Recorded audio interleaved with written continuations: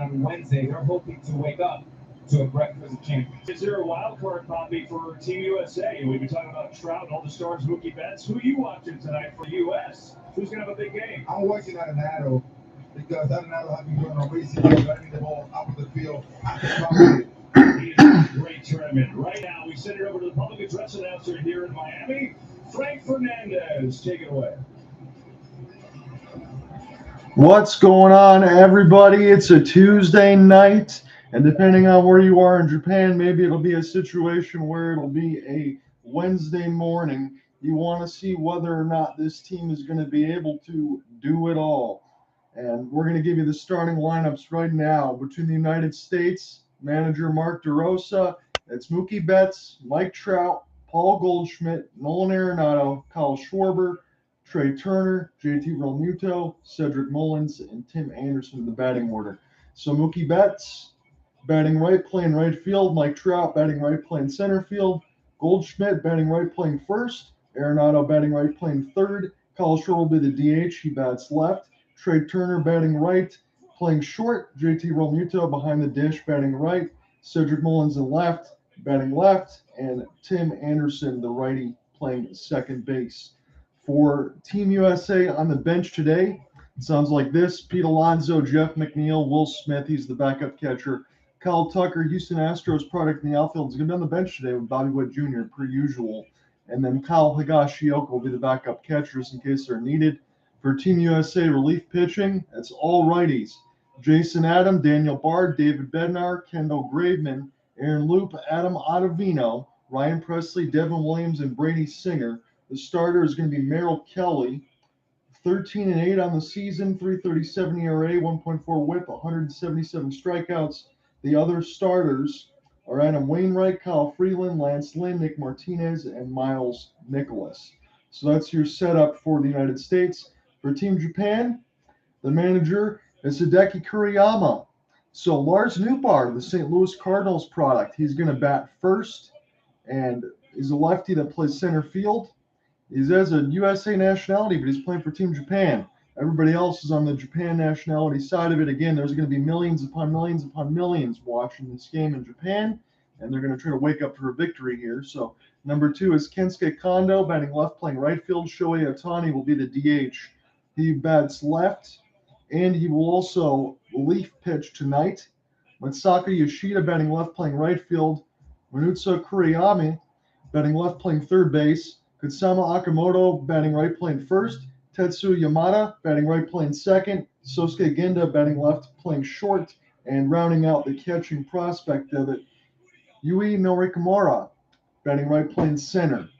And there is several bench players for Team Japan, but the one notable there is none of them are outfielders. They're all infielders. You have a couple backup catchers and Kai Noshiro. Everybody else is middle infielders. And the starter tonight for Team Japan will be Shota Amagana, playing left. So we will see what happens on that side as he throws left. You got the lefty on the other side with a lot of righties for Team United States. Team Japan was able to rally in the last game against Team Mexico late, and it was one of their leadoff hitters in Yoshida that has not had a great tournament, but he was able to knock in a 2-run double that ended up being the walk-off that carried Team Japan to the win.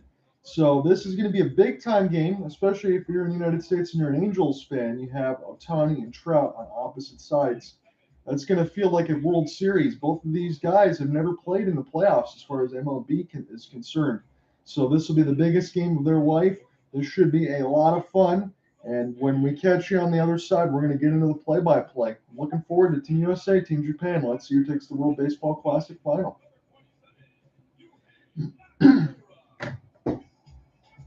I'll throw Mike in here if he wants to go ahead and talk about this.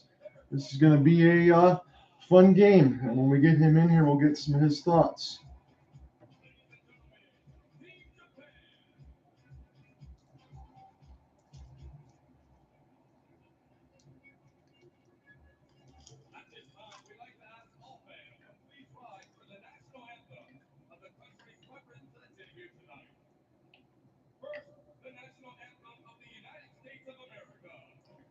So right now, I'm just trying to get everything situated, just in case Mike wants to be able to talk in here. I'll make sure I can get Follow. We're going through the national anthems right now. I don't have the recorder on specifically to start the game, but it'll be here in a couple of minutes.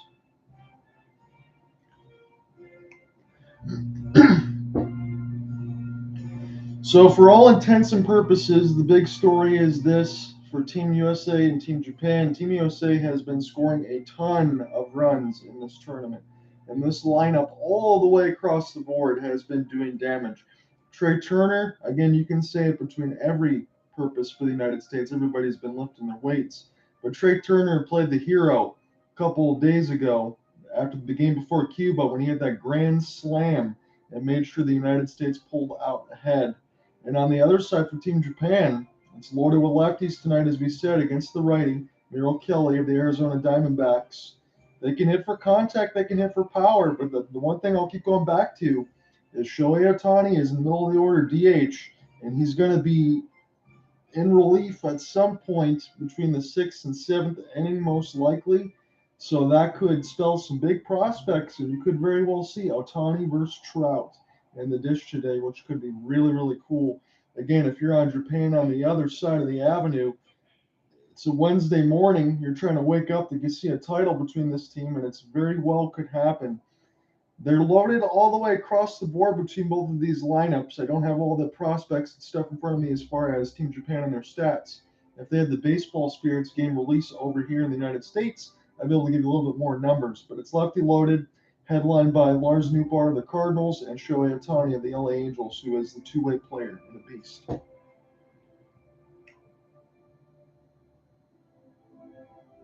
Okay, so when Mike does get in here, we will go ahead and get him in there. He's listening in right now, but I think he's going to follow along with me.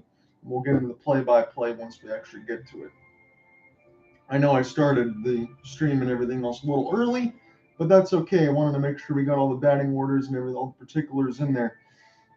For me, for Mark DeRosa, I know what he is as an MLB personality. I know what he is as a Chicago Cubs player. I think he might have got saved by Trea Turner the other day when Daniel Bard didn't have the greatest outing, but still, he's here for a reason. You got a loaded lineup. It really seems like the United States is going for this. Again, you only have the tournament, I think, every 3-4 years. The lineup is loaded. It's full of guys that are around 29 to 32 years of age. They're all pretty much within their prime. It should be a lot of fun. You got former MVPs.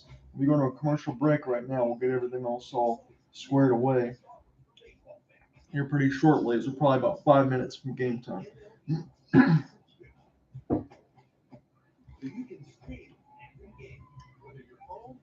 All right.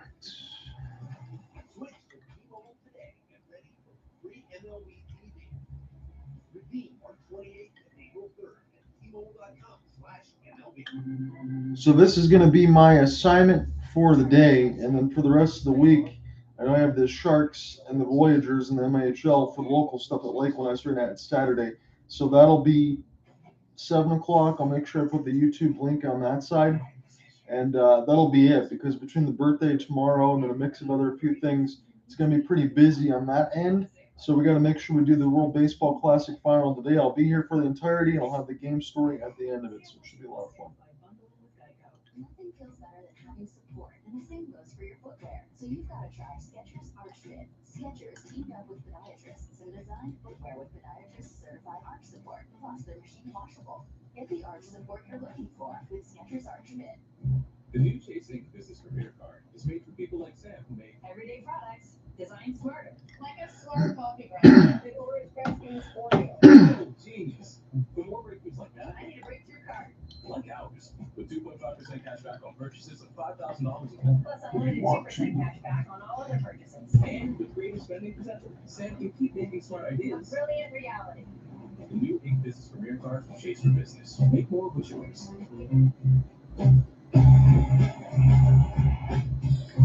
Gillette presents the Gillette Labs Exfoliating Bar.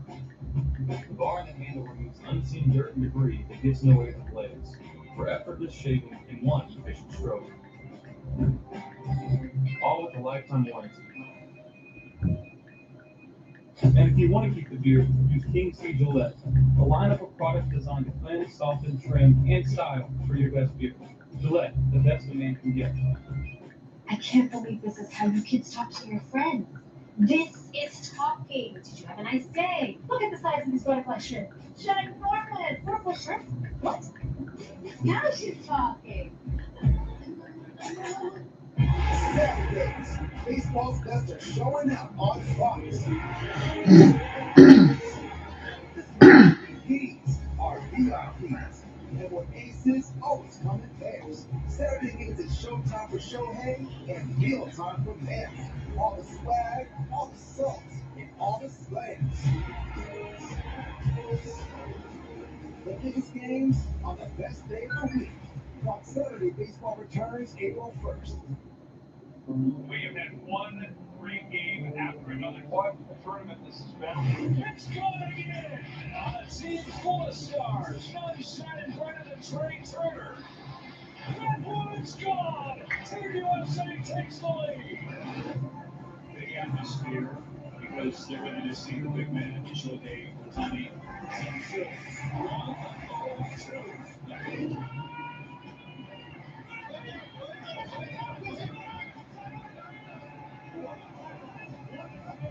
They go on to the championship game to take on Team USA. My goodness.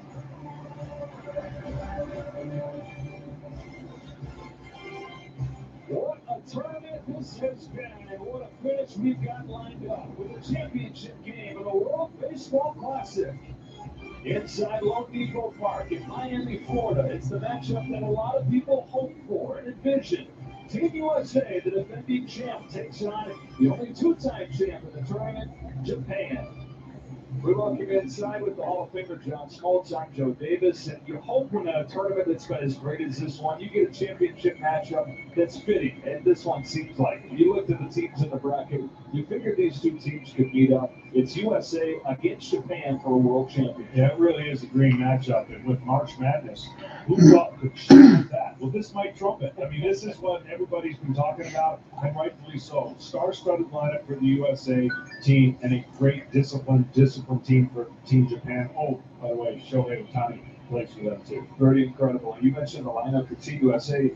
They were calling them the dream team coming into this tournament largely because of that lineup. And during the group stage, you weren't necessarily there. It was hit or miss. But that offense has come to life here in the knockout stage. It really has, and it's going to be tough to navigate this lineup because they can get anybody hot. We've seen some moments. Of course, Trey Turner, what could be a bigger moment than the grand slam? But offensively, they've done all the little things. It's not just about the power. They've hit for average. They hit the other way. They've driven in the run. So I know I tried to send it there for Mike on the Twitter Spaces side. It's just stuck as a listener on there. I'd send him the invites. If you just click on the, I think your profile picture, and then you can accept it there from me. I'm trying to boot that one back up. Okay, that's fine. So 23 runs, we'll get into it right now. So for the United States, 23 runs, 29 hits. That's what's lit up right now. We're watching this on Fox Sports 1. On that side, I know some people that'll be blacked out for MLB Network. They also have their coverage, and that's what they're going to share on the World Baseball Classic. So they're just showing some of these things that are happening last night. And that was the double that went in between the gap that ended up beating Team Mexico. Shohei Ohtani got it started, and then it was lifted across by Yoshida as he played it a couple, and it was the walk-off. It was a 6-5 win for Team Japan over Mexico. That was the game just yesterday. So this is what sets up the final now between the United States and Japan. We've got Mike Trout as well. Baseball for a long time has wanted to see these guys on the big stage, and tonight we get to see them against one another. These Angels teammates against each other with the championship.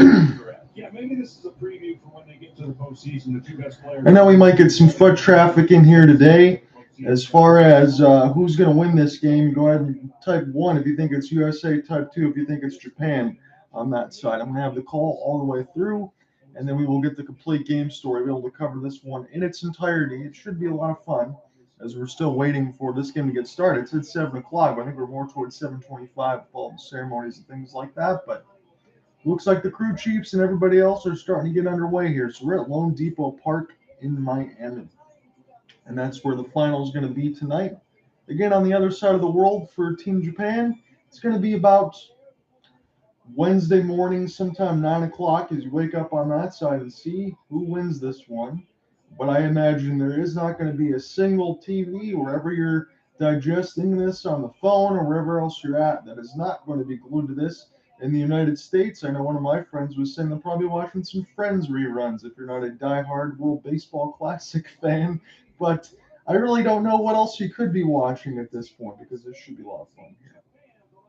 So one more commercial break, it looks like. I think it'll be 7:25. We'll be set to go. It's the championship game, and it's next on FS1. I'm your overly competitive brother. Check. Psych. Man, I was on Steelers game with you, just like I stole Kelly Clarker in high school, huh? Dude, that's a foul. Now you're ready to settle a score. Game over. And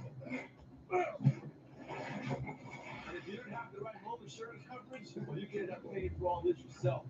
To get Allstate, you'd better protect it from mayhem. Yeah, like me. Thanks, bro. Take a lap, Mookie. Real mature. I got a heart full of trouble. It's been good through the mud. Ram Motors have heart for being fearless, determined, and bold. That's why it's time for you to be a Ram.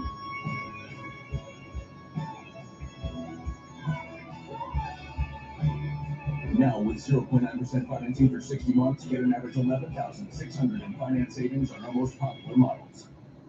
Fox Sports is proud to bring you this She's a Hero moment. New York City. You have to have the skill and the drive to make it here. I'm looking at some of the stuff on Twitter right now as we're only a couple minutes away from first pitch. And more people are saying that the World Baseball Classic Championship should be decided by a best of 3.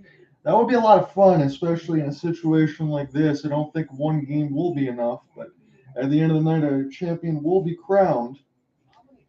And it's going to be great. Honestly, I feel like this game, we already know it's going to break all sorts of records as viewership and everything else is concerned. Everybody's going to digest this type of media, whether you're just listening to me for like a radio side of the broadcast, and I appreciate that, or anything on TV or streams or anything else, how you do it.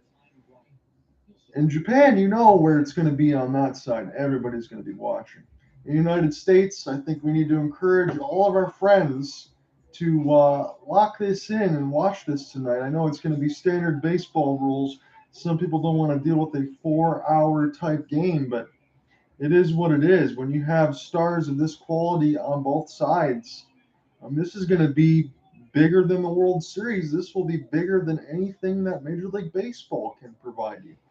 And for those that are on the fence for the Stars and Stripes, I mean, this is country. This is everything else on that side. It matters to everybody else. It should matter over here on that side just as much. We know that there's going to be a bunch of flashing lights. Lone Depot Park is sold out in Miami. Everybody's going to be taking this one in. And now it really looks like we'll be getting close to first pitch here, finally.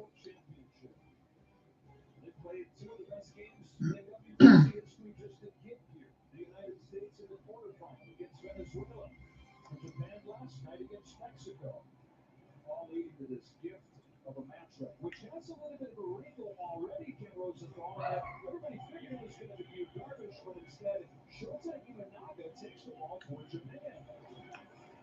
So as I said, when I had the lineups in front of me from the baseball roto-writer side, it's Shota Imanaga instead of Yu Darvish. We all know who Yu Darvish is on that side from the former Texas Rangers, and now the San Diego Padres get that devastating fastball and curve. But it's going to be Imanaga, the lefty. He's going to get the start tonight. Japan's going to be the designated home team, so the United States will be first to bat. Ken Rosenthal is giving this report on the FS1 side. That's where you can catch the game on the TV side if you don't follow along, either on the radio or whatever else. Any way that you can digest this game, I suggest that you do so. I know it's going to be pretty busy. We're going to get some foot traffic in between YouTube and Twitter Spaces. I got Michael Swartout in here with me listening in. If anything gets situated with the microphone and all that stuff, I'll make sure that I can bring him in for analysis to help me out on that side. So as we said, Betts, Trout, Goldschmidt, Arenado, Schwarber, Turner, Realmuto, Mullins, and Tim Anderson will round out 1 through 9 for Mark DeRosa's squad. And what we're really anticipating is a very close game, especially in the middle innings where it could be Ohtani and Trout. There's not too many times that I can say that, where the former nations will clash up against with the former teammates on that side and still current teammates, but we'll see for how long. Because for the Angels, they haven't done a whole lot of winning with those two of the greatest players of all time, but it just is what it is right now. So Imanaga, 2 games in this tournament, 2.25 ERA, 4 innings pitched, 5 strikeouts, 1 home run. So now we'll get into the official recording part. 2 games, 2.25, 4 innings, 5 strikeouts for Shota Imanaga. Does not have a decision recorded yet, but we'll see what happens here with Team Japan and the rest of their pitchers and everything else.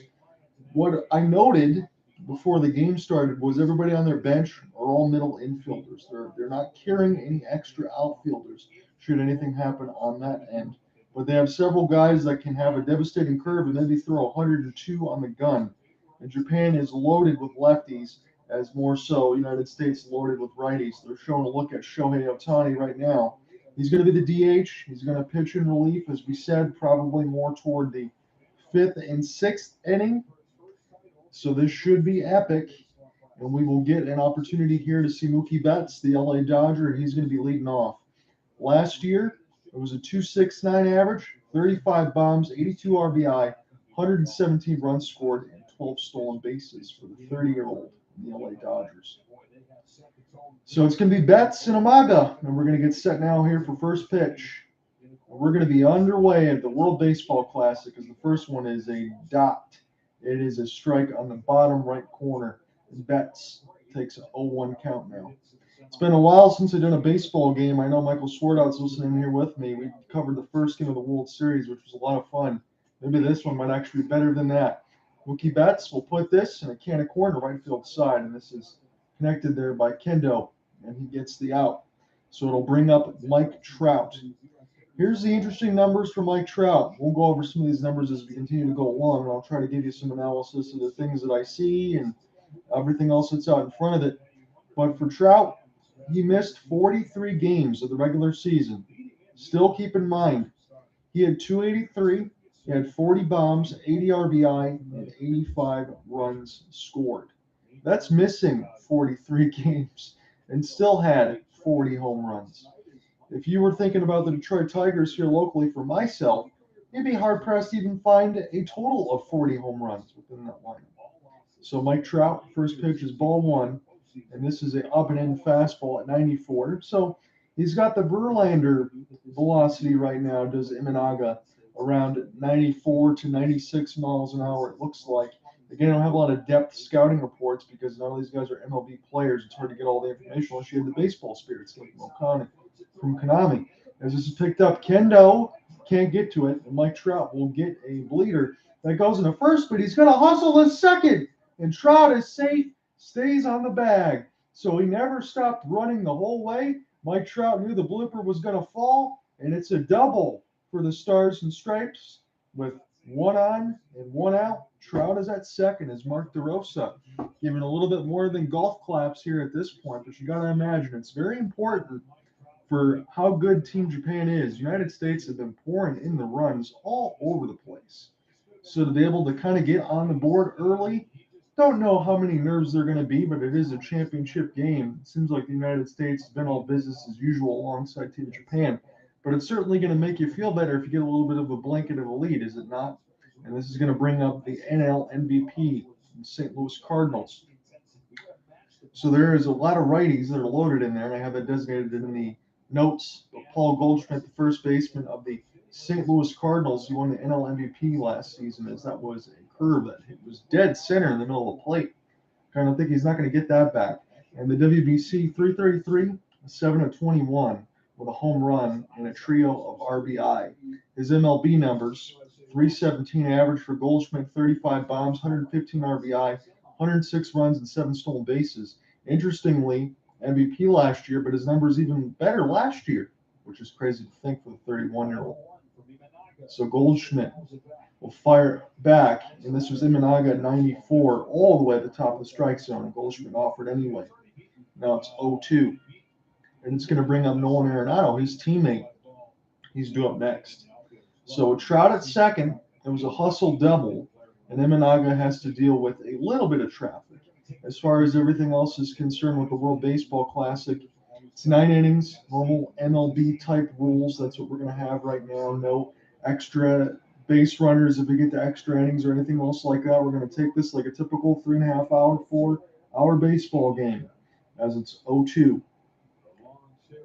So a long stare for Imanaga, and he punches out Goldschmidt with an off-speed pitch. It was going to be a strike anyway.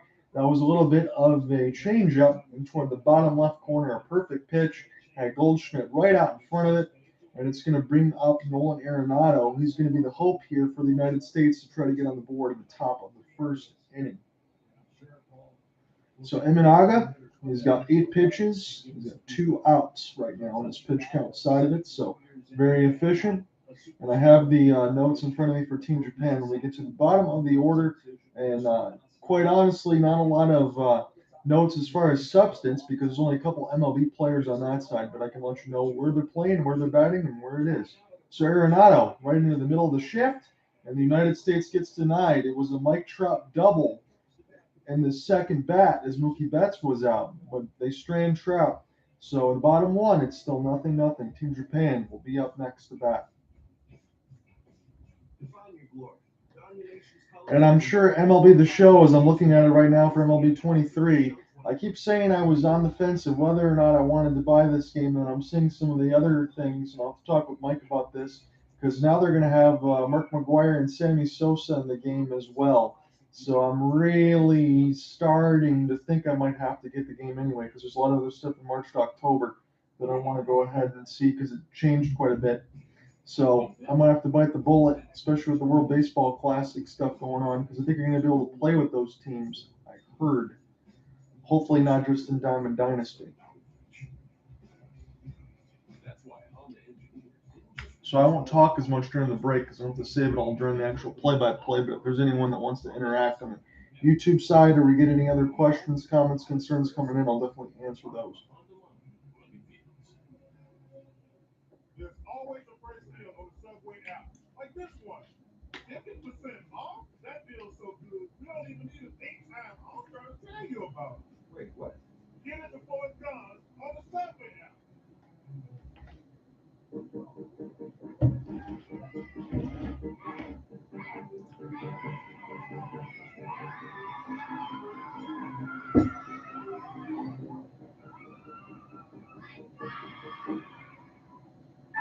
People who come to Cricket stay with Cricket. I started my own app company, and with Cricket, I'm able to answer calls from my engineers and investors and know my signal's going to be great. 5G boss mode activate. Smile. You're on Cricket.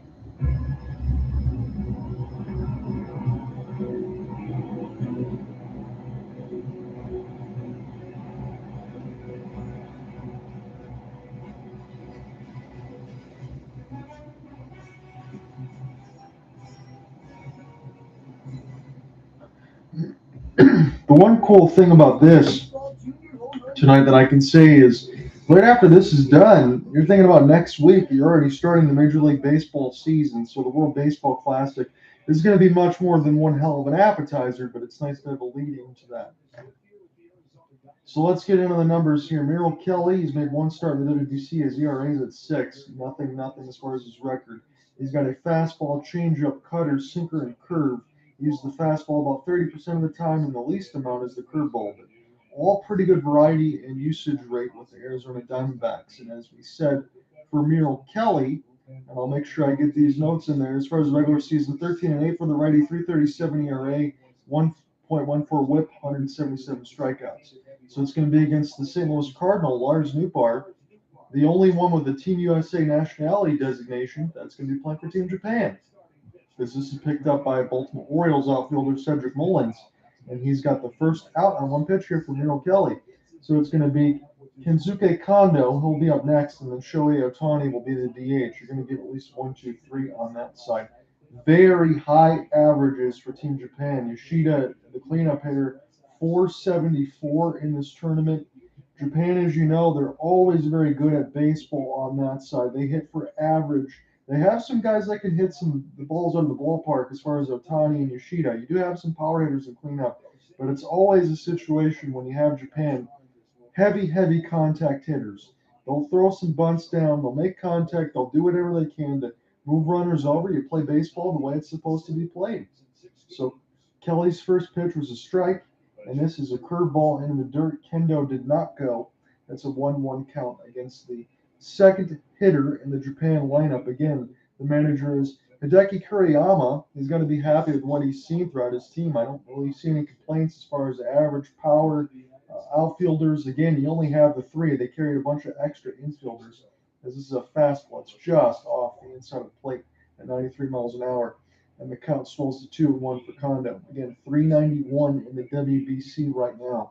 Shohei Ohtani, we're going to get a look at him. He is on deck right now, man. 450 in this tournament. This is a 2-2 fastball that swung right through. It was 94 miles an hour, right toward the middle of the strike zone. But Kondo took a swing and he missed at it. It's a 2-2 count here for Merrill Kelly. He's 5 pitches into his day as the camera will pan out to Cedric Mullins, the good-looking prospect. Not really a prospect anymore for the Baltimore Orioles, but that team's going to be on the rise in the MLB side. 2-2. This is right off the ground, right into the shift of the shortstop and thrown over. It's Trea Turner. Gets the Goldschmidt. And it's 2 up, 2 down here for Merrill Kelly as he's 6 pitches into his day, but that's going to bring up Shohei. So the defense is being organized, and I gave that lineup if you joined in there early. It was Mullins, Trout, and Betts, left, center, right. Arenado, Trea Turner, Anderson, and Goldschmidt from third to first, respectively, and JT Realmuto in behind the plate today. So this is going to be a lot of fun here, and this is the man that everybody's been waiting to see right now, and you're going to get to see him pitch a little bit later in this contest. 9 for 20 in this tournament is Shohei with 1 bomb and 8 RBIs. He sets to dig in against Merrill Kelly. 6 pitches into his day. He's got the first 2 outs, but you got to deal with Shohei. You got to be very careful with him on that side. Again, not only is he a two-way player, I know a lot of us haven't been alive to be able to see Babe Ruth, but he is the incarnate. He can do everything. He can pitch, he can hit, he can hit for power, average, everything else. He's got speed. Ohtani, they said he is the fastest player to first, even more so than Trea Turner. And on the MLB, the show side, he's always in around that 75 to 80% as far as his speed percentage. So he's definitely fleet of foot. He can turn a single into a double very quickly. So 2-0 count against Ohtani. And this one is not even close. Looks like Merrill Kelly does not want to take any chances with Shohei here.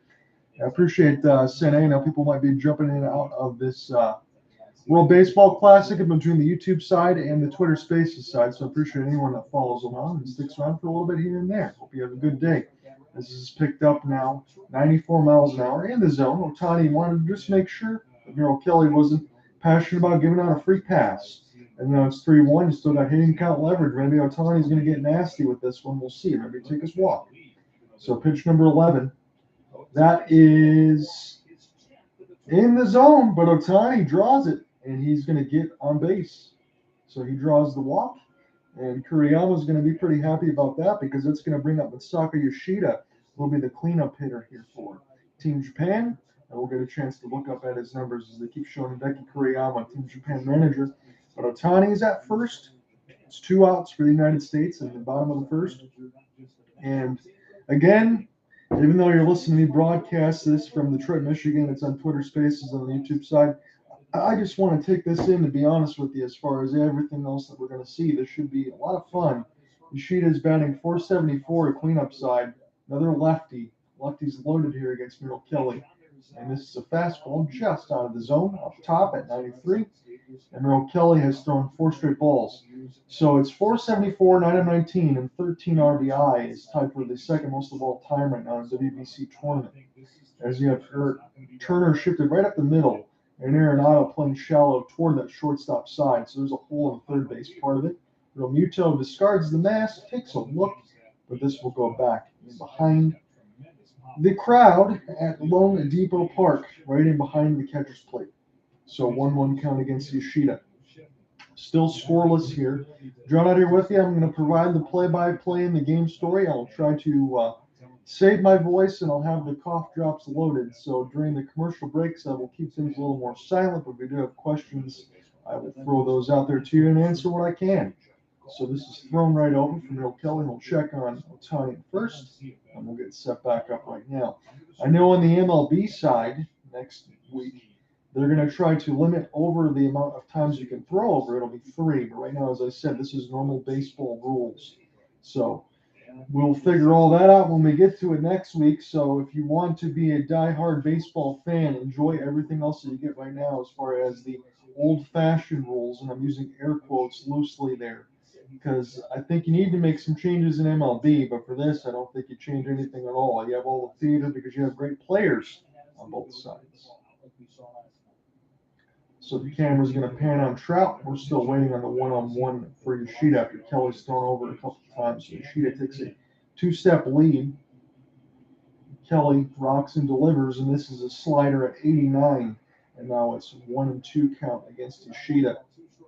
He is the cleanup hitter for Team Japan today. We're still scoreless right now. Kelly trying to get out of this. He'll be at the same pitch count, which you would want. If you can get out of this with 15 pitches, it's exactly what you want. You think Mark DeRosa, toward this point, and a lot of these other managers in this tournament, your starter goes about 4 or 5, and then you let the bench take care of the rest. So the 1-2 count. Kelly gets the signal there from Realmuto. Has this one high. This one is splash just foul. He was aiming right for that unshifted side where Arenado wasn't.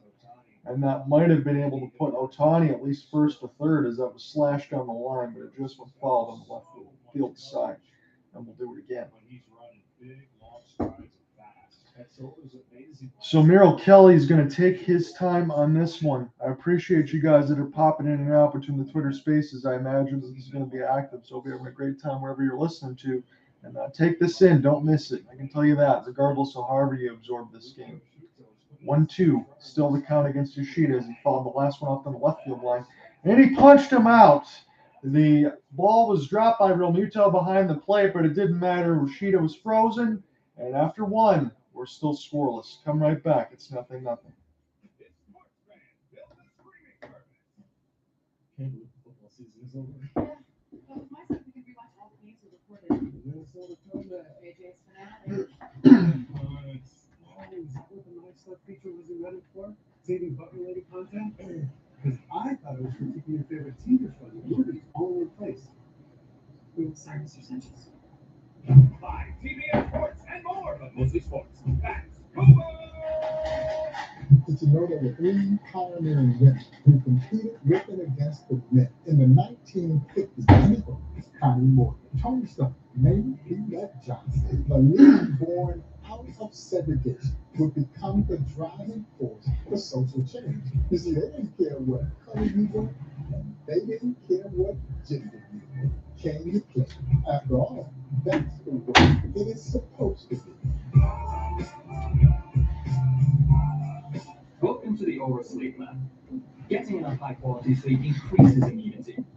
And with your Aura Ring, you can learn how to sleep deep and keep your immunity up. Go to sleep with auraring.com. We're going to be going to the second inning here shortly. We are still scoreless.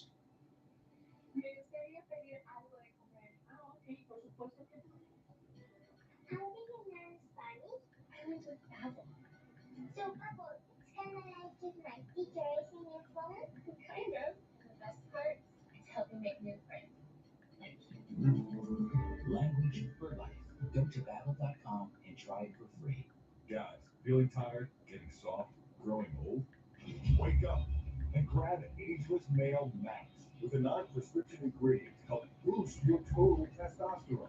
Be the man you want to be. This could be a very long night. Fun Thursday. It'll be like watching a baby spider being born. What's the last thing you want at a birth? Damages. I wrote damages. Spectacular. All new Animal Control. Thursday on Fox. On to the second inning, no score. The championship game between Team USA and Team Japan. He's on the Adonis workout you are. Yeah. So Team USA going to get set to go back to the dish here. Both sides retired in order, essentially, but we're going to have one extra side of that because Kyle Schwarber will be batting 5th. So just one reached on both sides. So Kyle Schwarber bats 5th. He is the DH. He is the lefty. He's got a lot of power. The good comp, and I think this is a very accurate one for Mr. Kyle Schwarber, is if you remember Adam Dunn for the Chicago White Sox, so former Washington National. He's one of those guys that's either going to strike out, hit a home run, or hit something very deep all the way across the board. He's not going to hit for average, but he's going to do a lot of damage. He's behind 0-2 right now, so I'm going to have to get all these numbers in. So he only hit 218, but he still had 46 bombs, 94 RBI, and 100 runs driven in. You'd take that, wouldn't you, on that side? So 0-2 against Schwarber against Imanaga. And he just loops this one off balance into right field, but going ahead in his Conda, and he'll make the catch. So 1 up, 1 down for United States, starting at the top of the second, and that's going to bring up Trea Turner. So this is one of the biggest off-season acquisitions there for the team that made it to the World Series, but they didn't end up lifting it because the Houston Astros won, but it was Trea Turner. Dave Dombrowski said, we got to get this guy. 368 in the WBC, 7-19, 4 bombs and 10 RBI. That's a U.S. record, 4 bombs in the WBC. As his grand slam pretty much kept USA going as they dominated Cuba after. Now they're playing in the final against Japan. And then Imanaga with the curveball, a little bit outside, off part of the plate. And Trea Turner is ahead in the count, 1-0. So for Turner, he can do it all. 298, 21 bombs, 100 RBI in the MLB season. Also had 101 scored and 27 stolen bases. Last 2 games hitting 500, 3 bombs and 8 RBI. So Trea Turner has been the hero, if you want to go ahead and say that, although the United States lineup has done pretty good all the way across the board. You can say the same for Japan. So 2-0. And this is fouled back a little bit late on the fastball. It was Turner.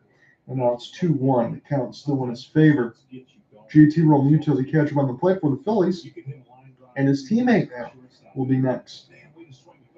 So 15 pitches into Imaga's day, and he's going to go through the 5th batter. So he's on a good pace right now. As Turner, 2-1, and he smokes it down the left field line. Gone! Trea Turner is possessed, and it puts the United States on the board, his 5th of the tournament. My goodness, Trea Turner, lift and separate down the left field line. And Imaga, he just shakes his head. That's all you can do right now. Trea Turner has been electric, as that will put up all the other fans that are U.S. baited. They will be feeling good about themselves. Trea Turner, all you can do is smile because he's been that good, as you see some of those stars and stripes waving. So Trea Turner gets the United States off to a good start, and JT Realmuto will be up next. That's absolutely incredible what Trea Turner has been able to do. Realmuto's hitting 625 on the other end, so a little bit exaggerated averages and splits, as Turner was in front of that slider, a slider that didn't slide, and that was deposited in the left field. And his swing looks pretty sweet. Again, Turner's not the biggest guy in the world, but he is one of those 5-tool type players. So here's the 0-2 pitch. They wanted to see if Realmuto would go, make that 1-1. Realmuto was half offered, and he pulled back.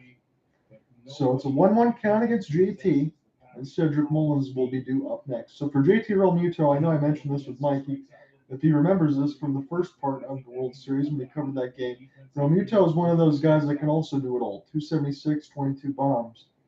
As this is a fastball inside, and Realmuto is ahead 2-1. But for the rest of it, for Realmuto, 84 RBIs, 75 runs scored, 21 stolen bases. And this is a full-time catcher with 21 stolen bases. And that's why he's getting paid the big bucks on that side. JT is one of the best. As it's a 2-1 count, Imaga about to throw pitch number 20. And Realmuto thought about it. He couldn't lay off anyway. It was probably going to be a strike, as it was a nice changeup right toward the bottom of the zone, right at the knees. And it's a 2-2 count now against Realmuto. So Cedric Mullins, the Baltimore Orioles product, again, he will be next. His numbers not as high as they were over the last couple of seasons, but Cedric, the entertainer, he can still provide a lot of that. But JT's at the dish right now. 2-2. And this is a full count now against JT.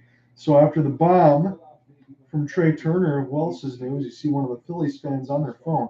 How can you be on your phone at this point? I know it's a new age right now. Again, I'm on the recorder side talking to you, but I'm taking this in front of the TV. I'm just trying to broadcast to the world and have fun with it. Get your thoughts.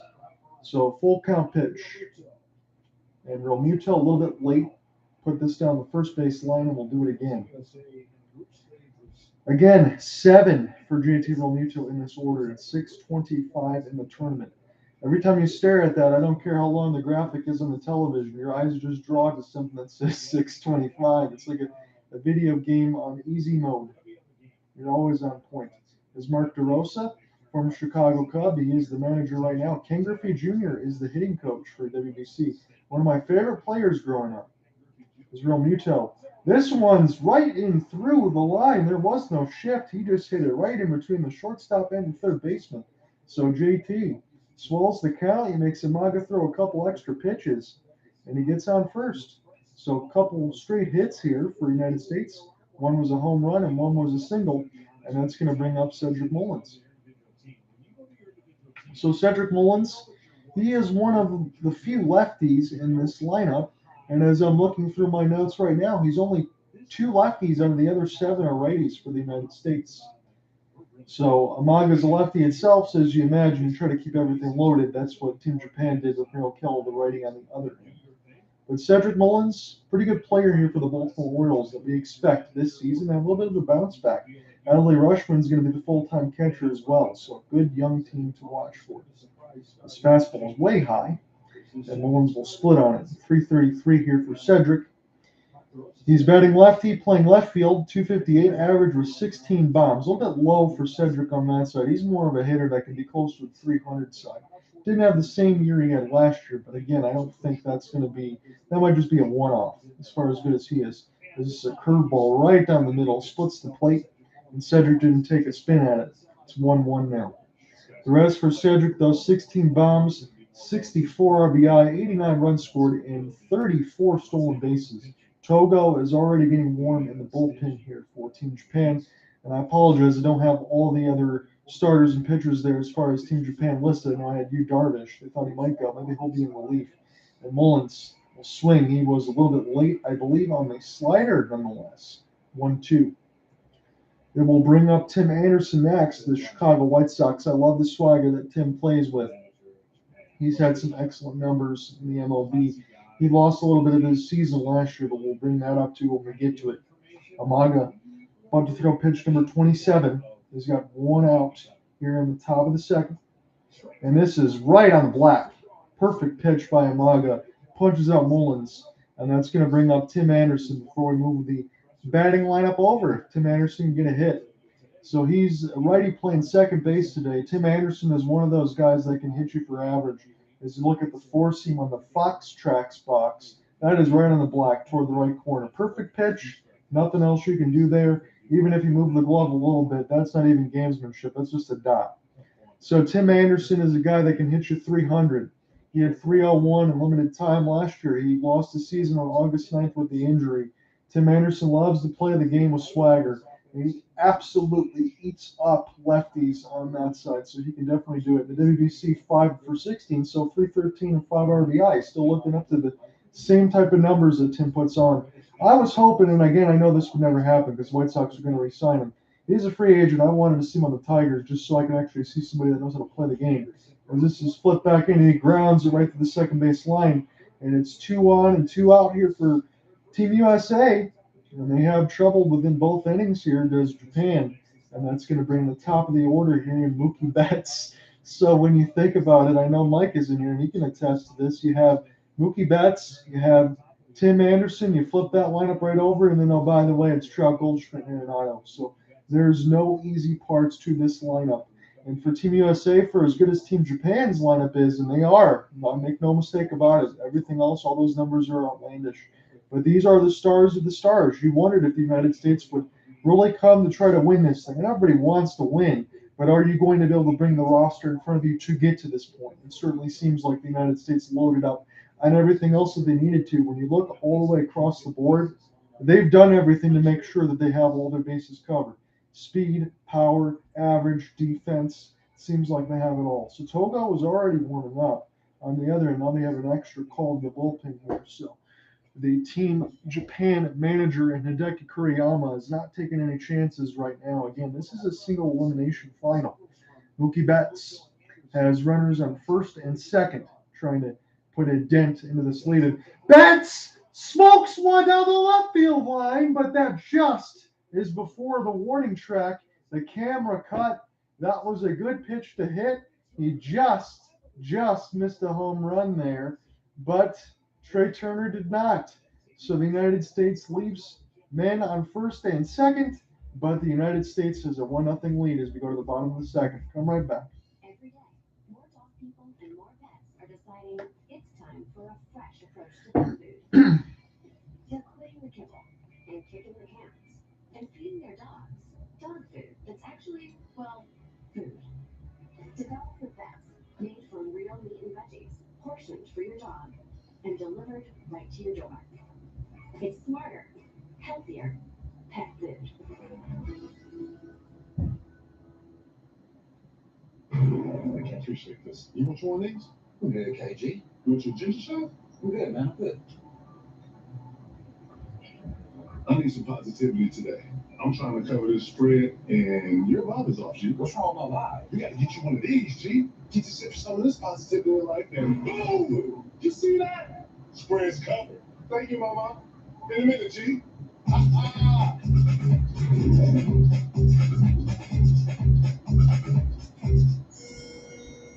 Wait. I have you surrounded. Just on Sunday. Oh, you're gonna take your load back. We're gonna take it back. With Scott's Turf Builder triple action, it gets 3 jobs done at once. Kills weeds, prevents gas, and keeps your lawn going strong. Glorious! Get a bag of Scott's triple action today. It's guaranteed. Feed it, lawn. Feed it. Here's Liz, whose bladder leaks drop in uninvited. But instead of period pads, she brought Poise Ultra Thin, so she can bounce on with Poise protection and a fresh new look. At Little Caesars, choose a large custom $2 pizza for $7.99 when you order online. Try mushroom and green pepper, or pepperoni and Italian sausage. Okay, enough with deals and all. Choose a large custom $2 pizza for the unbelievable price of $7.99 when you order online. Pizza. Sunday. On Fox. The NASCAR Cup Series takes on the Circuit of the Americas road course. Echo Park Automotive Grand Prix, Sunday at 3 Eastern on Fox. A Trey Turner home run starts the scoring in the championship game. At the bottom of the second we go. So I guess we can say what else is new. If the United States gets on the board first, it's probably Trey Turner. If you had your money on that, you'd be successful, everybody. It is 1 run and 4 hits so far for the United States there in the bottom of the second. Kuriyama's at the dish for Japan, and he immediately answers. It's a home run for Team Japan, and we are tied at 1. So Mutanaka Murakami, he launches one down the right field line. It was deep center right on that side, and Merrill Kelly is not going to be able to watch that one come back. That was absolutely blasted. The number 5 in the order, solo shot, blast this one, and it's a 1-1 tie. So that's going to bring up Kasuma Akamoto. He is batting right and playing first base for Team Japan, but that is a humongous and monumental home run for Team Japan to get this back and tie it again. There's so much time left, but that is how you absolutely answer. And Team Japan's going to show you that they're not going to go away. I did not expect that to be the case anyway. This should be a absolute classic. I know some people have already texted me and said they're going to be recording this game, possibly watching it again because they think it's going to be that good. I don't think that that's a bad idea, as this is a curveball strike, and now it's 1-1 count against Akamoto against Kelly. So Kelly, they're showing the pitch that he thrown, and that was just a splitter that did not split, and got it all. Was Murakami. So now it's Akamoto, and he was tied up on the fastball. He just got over the plate, so it's going to be an offering. It's 1-2 now against the number 6 batter for Team Japan. And Tetsuya Yamada, he's playing second base. He'll be next, batting 7th. It's 1-2 count against Okamoto, though. And this is a curve. This is down in the zone. Mookie Betts have to watch this one drop in front of him. It was off the plate. But again, as we said, Team Japan, very, very good at making contact with the baseball. You're talking about all this stuff in the Japanese leagues, talking about Konami, Baseball Spirits, all these other teams. Baseball is a very high priority in Japan. And I'm not trying to say that as an ignorant member of the United States. What I mean is they're not going to sit there and fall in love with the moonshot. They're going to move guys over. They're going to get base hits. They're going to do everything that they can to slash and get guys over, do everything that how it's supposed to be played. And that's why Team Japan can be dangerous, because 1 through 9 is committed to that same facsimile. So that's why it matters. So Yamada batting 308, and the pitch is in, almost hit him toward the right elbow.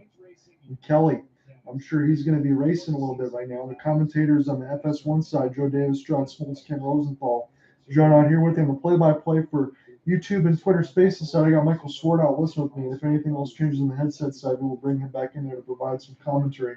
I sent a feeler out there to Cooper Hopkins as well, just in case he can get in. I know he's doing a lot of other stuff right now, but if he wants to hop in for this WBC and call a couple innings or whatever else and provide some commentary, we'll get him in there if we can. If not, I'll be taking him the whole way through. So it's a 2-0 count for Yamada. And you got a guy in first here. So we'll see right now. You got the high leg kick and a little bit of a late hit there for Yamada as he gashes this down the first base line. Ohtani looking on right now. It's already a given that Ohtani is going to pitch in relief. They said that's his plan 100%. So I imagine they're going to hold him to that as Hideki Kuriyama, the manager for Team Japan. I imagine that's going to happen. So Miro Kelly has got to get out of a mini jam here. It's 2-1, and this is a curveball way high up near the dome of Yamada, and now it's 3-1. So normally I would say if you're in Major League Baseball and you got 3-1 count leverage, probably let this one fly. But even for Team Japan, they wouldn't be even afraid to throw it on a bunt or slash a single or just take a look at one, as Kelly's thrown over for the 5th time now. Not in this at-bat, but just in general throughout this game. He's keeping very much close eye on any type of running here for Team Japan. And again, it's between normal baseball rules, so you can throw over as much time as you want. It's going to be limited in MLB to 3 as we start the season. Yamada swung right through a 93-mile-an-hour fastball a little bit late. Now it's a 3-2 count as Ohtani is sitting on the top step now, trying to urge his team on. He normally doesn't show a lot of emotion, but over the last couple games when he's got a couple critical hits, he was showing that emotion, screaming up, waving the hands, trying to rally the Team Japan fans. So full count for Yamada. Fastball right down the middle, and Yamada was a little bit late on it, 93, and we'll do it again. So Miro Kelly, I will say this. If he can get out of this with limited damage, maybe just 2 runs, I think he'd take that as a victory. But the pitch location right now for Kelly, he's hung a few of these right now. He's not looked too sharp here early. Again, he's only 3 outs into his day. He's already given up 1. It's a full count with a runner on first, bottom of the 2nd. So Kelly said to deliver the full count pitch.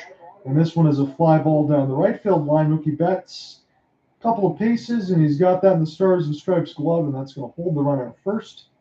And that will bring up Yakamura or Genda. I know we're on 8 or 9. I apologize on that, so I kind of lost my place. But that will bring up the bottom of the order still here for Team Japan. Genda playing shortstop, batting left, and Yakamura is the catcher. He's a righty, and he is batting 9th. Miro Kelly's going to reach for the rosin bag and get set to get all settled down here with 1 out in the bottom of the 2nd. So it is Genda.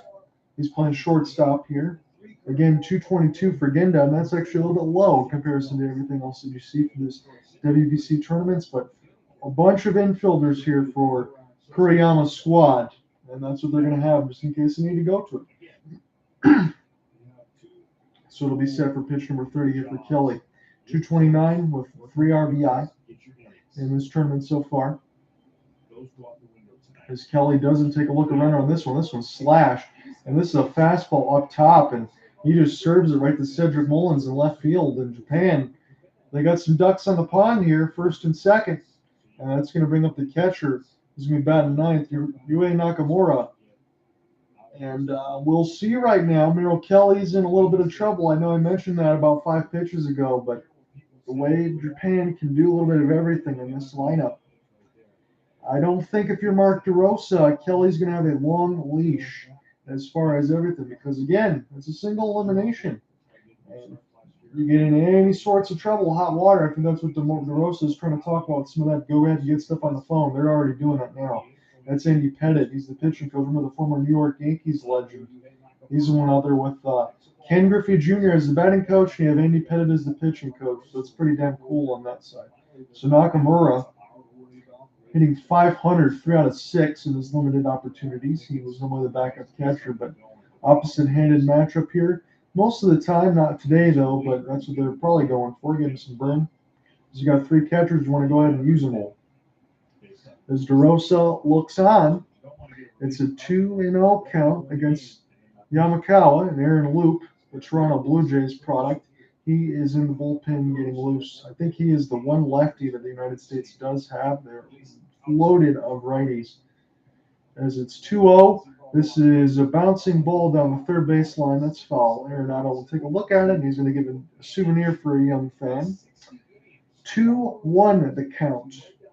As we're at the bottom of the order, we're about to flip this thing back over to Lars Nootbaar, the St. Louis Cardinals product. Again, he's the one Team USA nationality that is playing for Team Japan. Playing center field today. He's on deck. So Kelly going to be throwing pitch number 34. There is no shift on this part of it. Everybody's playing straight up as there's guys on first and second. Now Kauer gets a fastball busted in. And now it's 2-2. That was 93 miles an hour in toward the stomach of the catcher there. It was a pitch that was pretty tight inside. And I think if it was something that you would throw at and try to offer after a little late on, it would be a jam job. You don't want to hit into a double play. So probably a wise take there for the Japanese catcher. 3 for 6 in this tournament. 2-2 pitch. And it's another full count for Kelly. Again, this is his second time with a full count in between Japanese batters 8 and 9.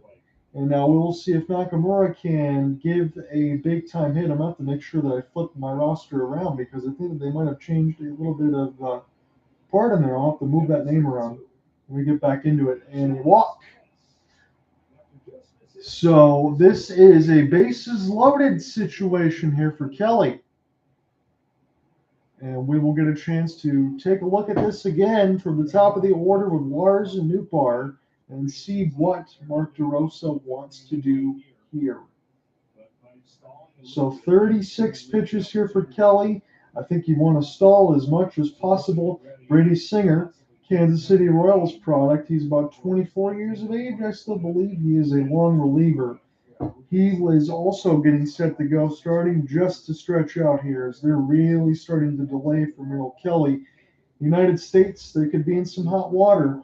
And they were in some hot water in the first game against Cuba before it got blown wide open. It was bases loaded against Adam Wainwright with nobody out. Remember, to open the game. And he got out of it with just 1 run. So DeRosa taking the slow walk to the mound. Is he going to take out Merrill Kelly right now? It kind of seems like it. He's making the hook.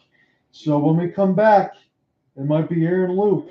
He's going to have to come in with the bases loaded, try to get out of this thing with 1 out. Stay tuned and see what happens.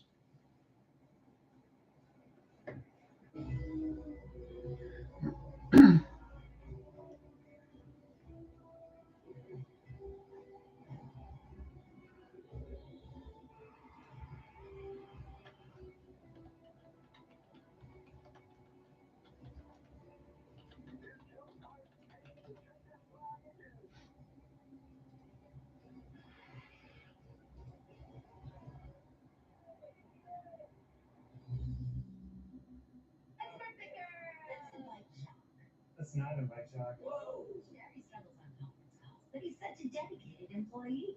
You're right. Hey, Shock. Come join us. Oh, some strong winds. Are we still on for 3? When your team needs more space to work and eat, Carl, is that mackerel? No, it's trout. It matters for the stay. Fish tacos? Carl. Hilton for the stay. So it's time. Here's a high fly ball deep to right.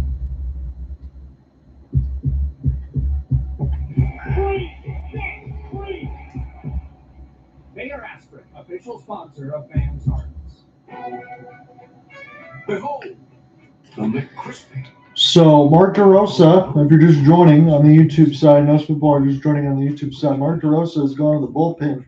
He's taken out Merrill Kelly in the bottom of the second. Bases are loaded with the Japanese players right now, and it is 1 out. So, Aaron Loup needs a double play in the worst way, or maybe only just giving up 1 here for Team USA to continue to feel good about where they are.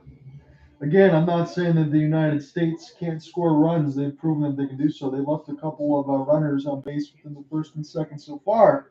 But with Shohei Ohtani looming, as this game will continue to press on through the night, that could spell a lot as far as what Team Japan could do as far as lifting this trophy.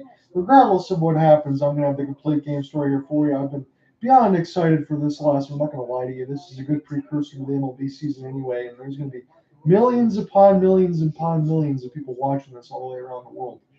So, Aaron Loup, we're going to get set right now with the recorder. 2 games in this tournament, 2 innings pitched, 2 strikeouts.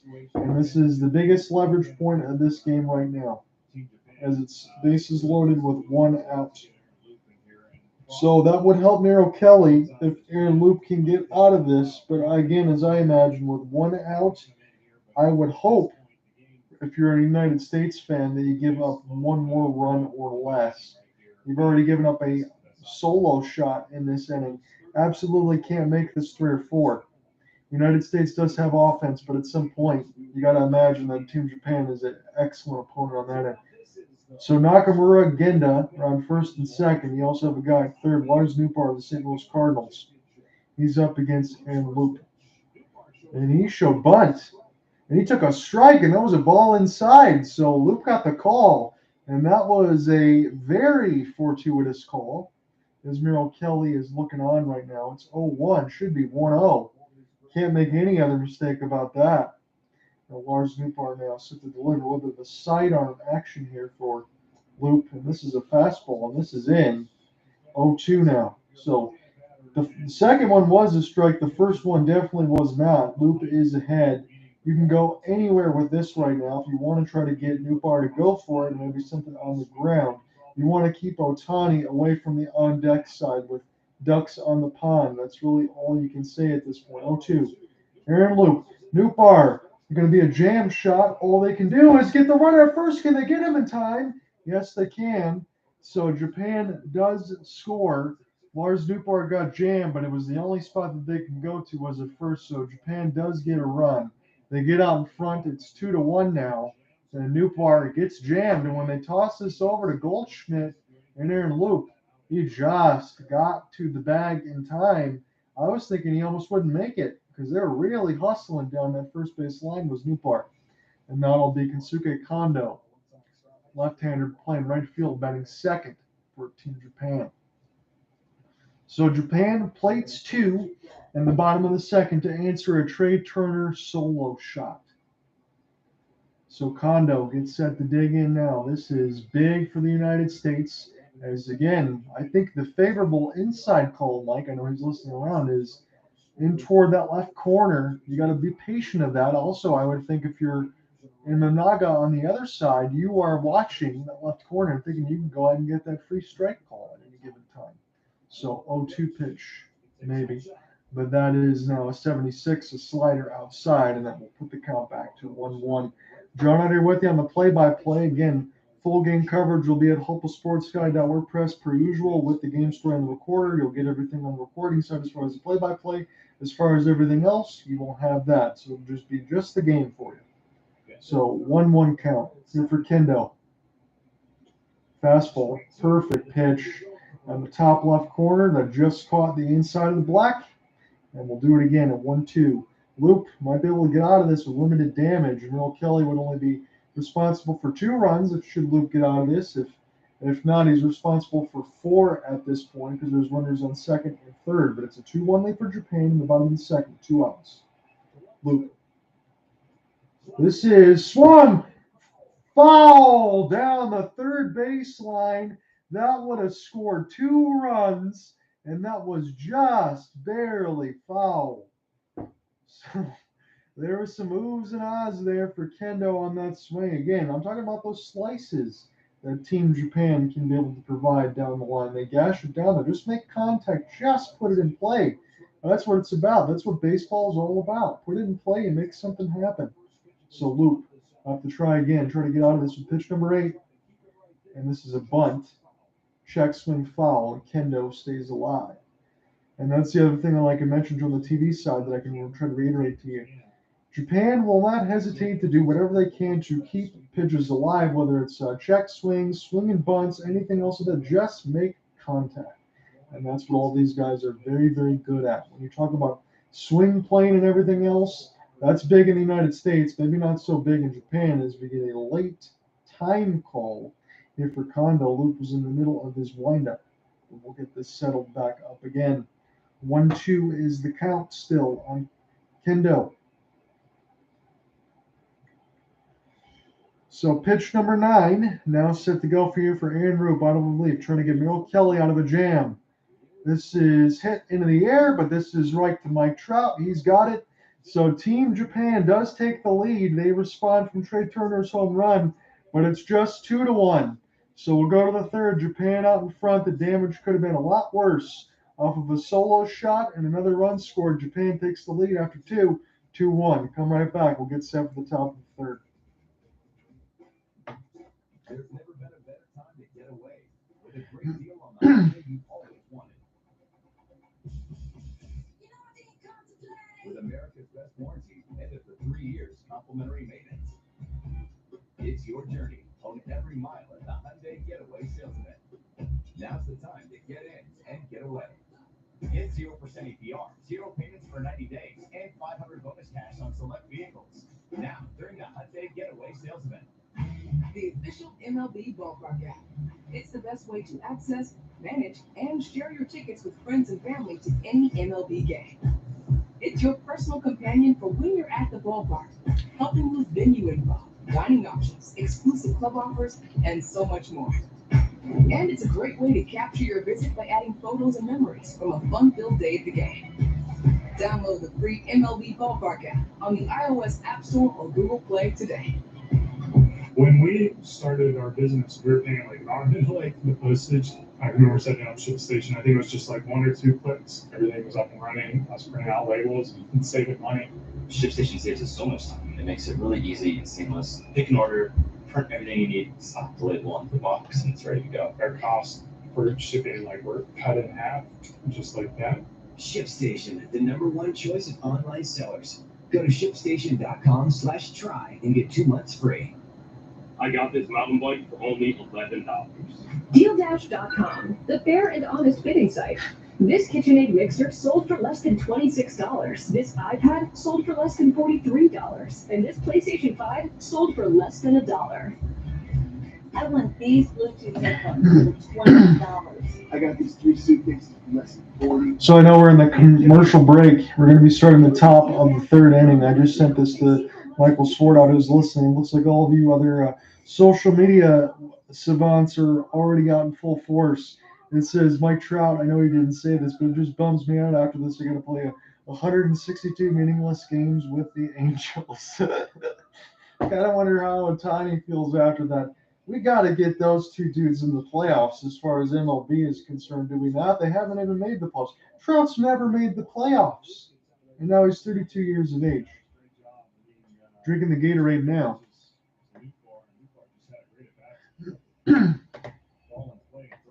So Shosei Togo is going to be set to pitch here in the third inning.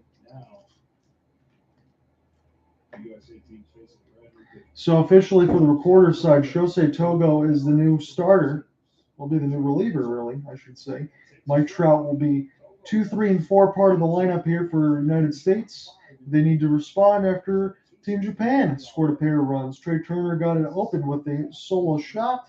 Japan had a solo shot as well and then doubled something down the line as this goes off the mask. And Trout wants to just make sure that the Japanese catcher is okay on that side, as he definitely took a shot on the mask side for Murakama. And we will give him an extra beat, as now it's 0-2 against Mike Trout. And I will make sure that when we get to another commercial break, I'll pull up the MLB side of the box score because I know they did the World Baseball Classic side of it. So Orlando says on the YouTube side, probably the best WBC I've ever seen, at least the most excitement I've had for it in my lifetime. I agree with you here, Orlando, on that side. I'm glad you're able to follow along here with me. Like Trout, will watch this one go into the dirt. There's millions of people watching this across the world. Again, I'm just one guy on Twitter Spaces and on the YouTube side try to give you the play-by-play, but for those that can listen along and perhaps you're driving around or something else like that, I'll give you another media to be able to digest. And if we do get any other guest speakers in there, we'll throw that across the board. So 1-2 now against Trout. And he chases the pitch from Togo. And Trout is out on strikes. And we will go ahead and do this again through the middle part of the order. The meat of the order coming up in Paul Goldschmidt and Nolan Arenado, the back-to-back St. Louis Cardinals. That's me driving home listening along, says Orlando. Well, good, and that's why I do this. So it definitely does serve a purpose then on that side. So humbly appreciate it, my friend. So Nolan Arenado takes the slider in the dirt. Or Goldschmidt, my apologies. Goldschmidt's numbers, 317, 35 bombs, 115 RBIs, we said, 106 runs scored and 7 stolen bases in the regular season. As Goldschmidt won the NL MVP last year, and as they say, his numbers even last year were partially even better on that side. So Goldschmidt is an absolute boss at 32 years of age, alongside Arenado. They've been excellent for the Cardinals. This is in on the hands. Goldschmidt will pop this up down the left field line. This should be an easy catch, and it is. And 2 up, 2 down in the third inning for the United States, as it's still a 2-1 score for Team Japan. Kyle Freeland is now getting warm on the bullpen for Mark DeRosa's squad in Team USA.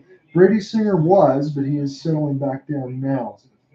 And that was for long relief, I think, for emergency purposes, as they show the camera pan now to Merrill Kelly of the Arizona Diamondbacks. He was responsible for the 2 runs right now, but Nolan Arenado is up at the dish now, batting fourth in the lineup. He's the righty that plays third base, and he can do it all. And we know about his elite defense for years with the Colorado Rockies, but now he's with a real organization in the St. Louis Cardinals. I apologize to any Rockies fans, but when I think about Todd Helton or Carlos Gonzalez, those are some of the glory days. But for Arenado, he's putting up those numbers for a long time, and now it might actually be in some meaningful baseball. But that's just what happens. Sometimes you're in an organization that's still trying to get things together. So 1-1 count against Nolan Arenado. Togo's trying to go 1, 2, 3 out of the bullpen right now for Team Japan. He's looked pretty good so far. About to throw pitch number 10 relief. All in this inning in the top of the third, trying to go 1, 2, 3. And a splitter down in the zone at 91. And we'll do it again. 2-1 count, swelled here for Arenado. What's going on now? Quetzalcoatl, what's doing, my friend? I know Cooper Hopkins usually in there on the side with me, but I know he's been busy throughout some of this time, and I'm just trying to get some of this WBC broadcasted, and hopefully everybody has a good time. And I've got people listening along between driving around or following around, whatever it is. I got Mike Sword out here with me, and if anything with the microphone gets fixed, we'll bring him in there for some help, but I appreciate him following along. Everybody's taking in this WBC today, as I imagine. And did he go? Was Nolan Arenado. 3-1. They gave him the benefit of the doubt, and he draws the walk, does Nolan Arenado. So that will bring up the power-hitting Kyle Schwarber. And for Schwarber, as I mentioned, the last time he was up here, I'll throw it again, the modern-day version of Adam Dunn. And what I mean by that is low average but high power and high finishing, because you hit 218, but you still got 46 bombs and 94 RBI. I really don't see any complaints about that. If you can hit 214 but still do that, I think you take that all day long. And he's the lefty that can supply a lot of power. So if he's not hitting the ball hard, he's probably striking out. He would normally lead off for the Phillies. So this is a fastball down the middle. Will this get out of play? The catcher and third baseman will take a look at it. Just hops over the safety netting and into the crowd. As someone is wearing a Pulisic jersey for USA Soccer, so we definitely have a USA fan that caught that ball. Christian Pulisic. 0-1 the count against Kyle Schwarber. About to throw pitch number 14. If Schwarber does reach, that'll bring up Mr. America at this point. Trey Turner, I know everybody is that, but he's the hero right now. It's got yet another home run. He was the first one to get something in this game for Team USA. They're down a run. Schwarber in on the fists, takes that one for a ball as it scrolls to 1-1. John Under with you on the play-by-play. It is the top of the third inning. Team Japan has a 2-1 lead. USA is at bat with 2 outs. We're at Lone Depot Park in Miami, taking in the WBC final. As a changeup is in the dirt, and now it's 2-1.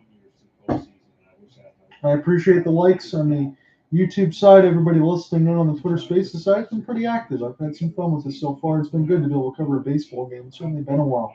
Last time was the World Series. As Schwarber waits on the 2-1. And this is in on the hands again. Schwarber patient. He can draw walks. And you really don't want to bring Trea Turner up to the dish with runners on the pond here because Trea Turner has been amazing. There really is no other superlative to use. He's been exceptional. 3-1 count here for Schwarber. We'll see if he wants to get a little nasty or if he wants to. He did. He went out of the strike zone there to go for a fastball. Thought he might try to use that, get some power swing. Still a full count. That would have been a walk, but now it's a full count with 2 outs. So the runners will be on the move. That'll be Nolan and Arenado, as they're going to make sure they don't get crisscrossed on the signs here. As Togo on the same spot with his catcher here, and figure this out right now. I know the other day there was a streaker in one of these games, and the game got a little bit delayed, so hopefully don't have any of those situations. Full count pitch. Schwarber does draw the walk indeed, and that will bring up Trea Turner. Batting 6 right now for the United States. He has been Mr. Everything, and I think they're probably going to have a meeting on the mound before they have Trea come up to the dish. And the pitching coach is indeed out right now, just to check in on Trea, just to see what they're thinking. So here's the stats in particular. 5 bombs, most by a USA player in WBC career. First time with a home run in 3 straight games. 4 home runs in the last 7 at-bats. You can't make this stuff up as far as all of that is concerned. I appreciate you, Vince. I know you're checking in as well.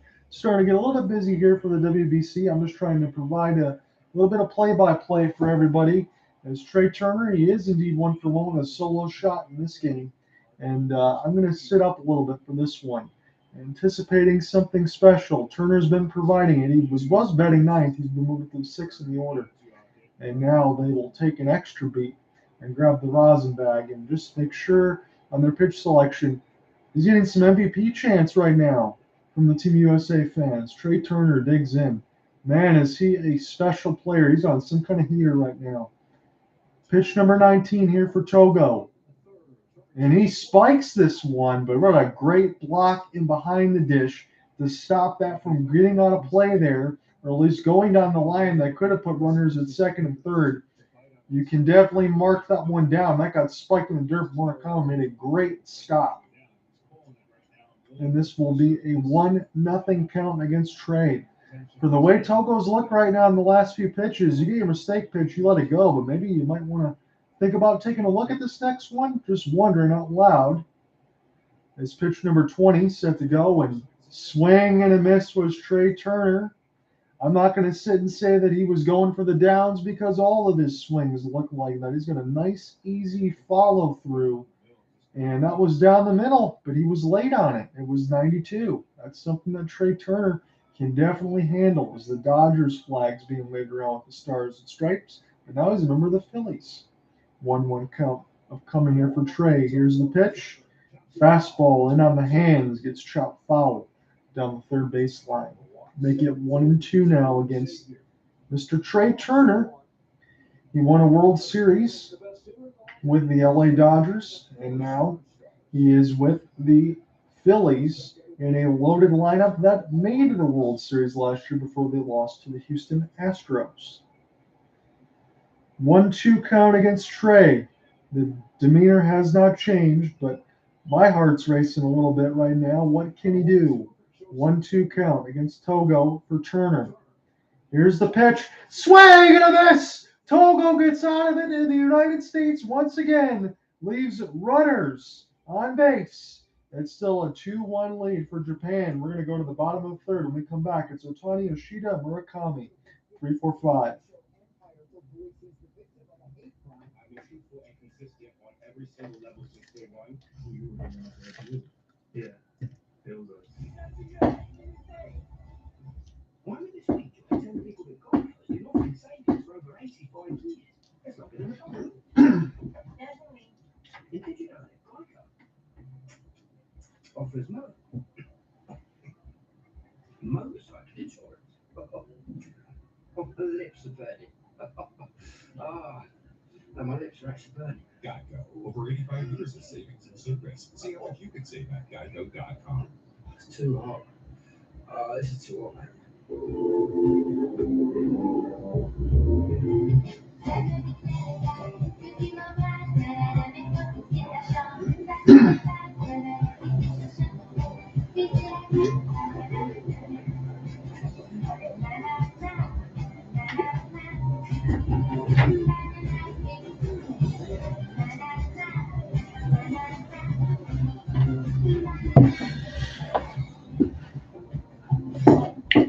This isn't just overtime.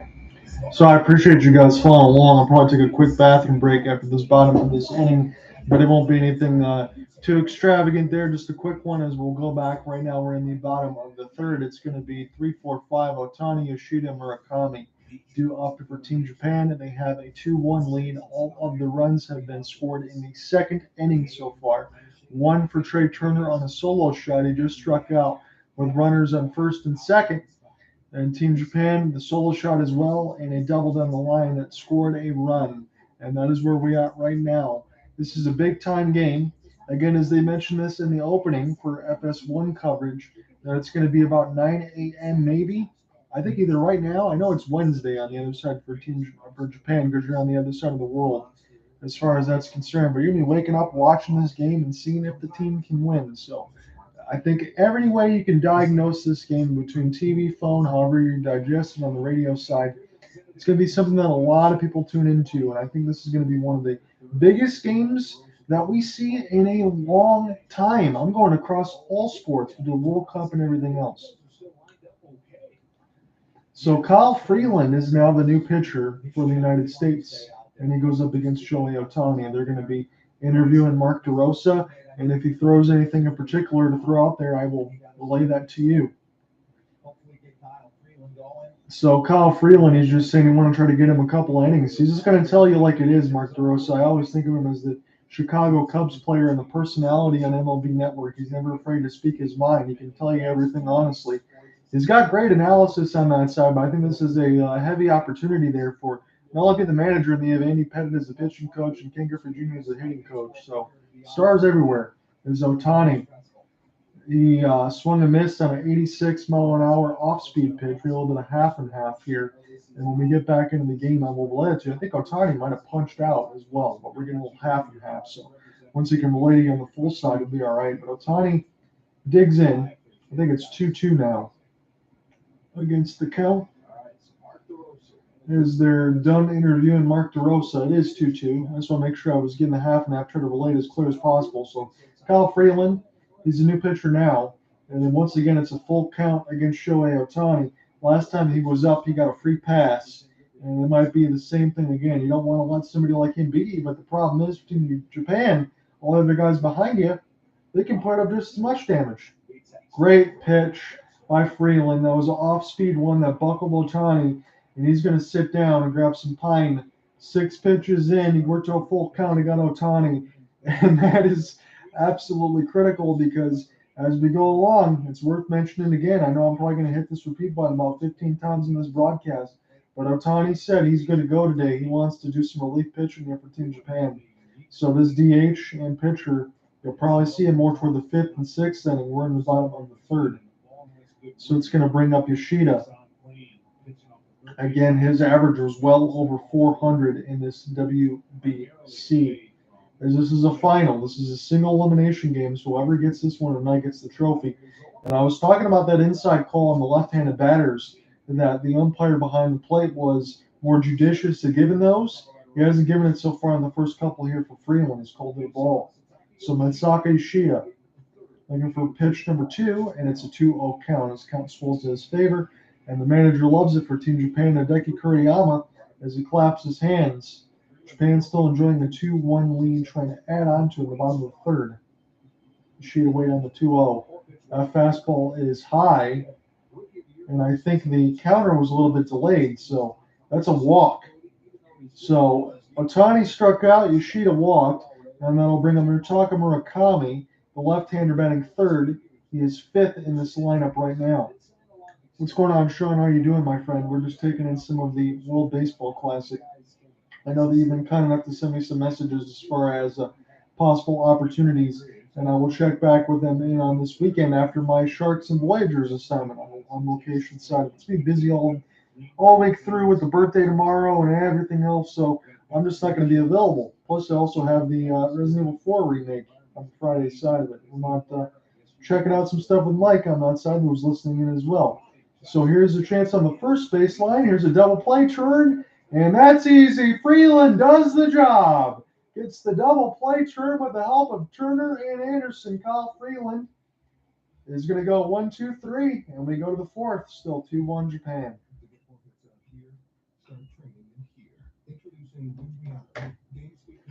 So it'll be a busy week on that side, and then we're going to have some fun with it on the end. Now, let's go USA indeed. I think there's going to be a lot of people watching this game tonight, as I mentioned, all the way across the globe. You talk about the World Cup, FIFA, stuff with football. I know that's popular in the United States.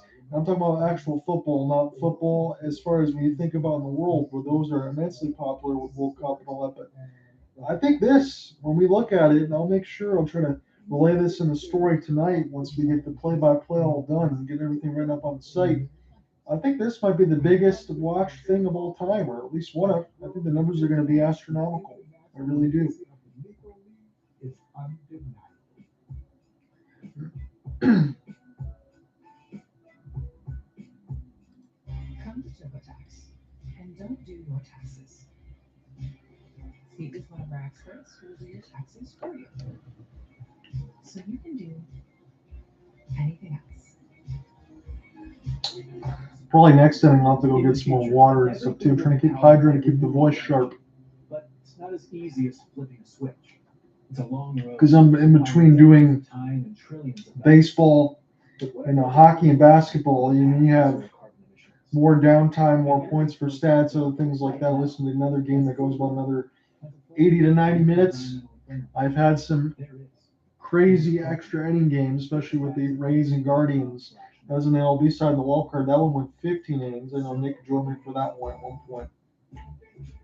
But hopefully it doesn't go that deep, but I will be here. I'll have to probably call on some reinforcements if it gets to that point. I know Mike is going to have to be going to sleep at some point because he's going to have to be going to work. But I'll be doing my work here until this game is done. And expect this game probably, if it doesn't go to extra innings, to be done sometime right now. It's 8:36 Eastern for me in Michigan. Probably somewhere around 11:30 if we don't get that fence post scoring that we had for Team USA against Cuba when they scored in the first 5 innings. So I know they show this in MLB TV for T-Mobile. If you get an extra line, you get MLB TV for free. So that might be something to work at between March 28th and April 3rd if you jump on it.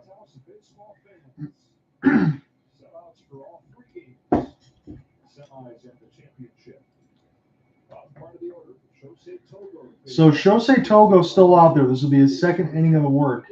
And this will bring up the United States in the batting order 7, 8, 9. JT Realmuto.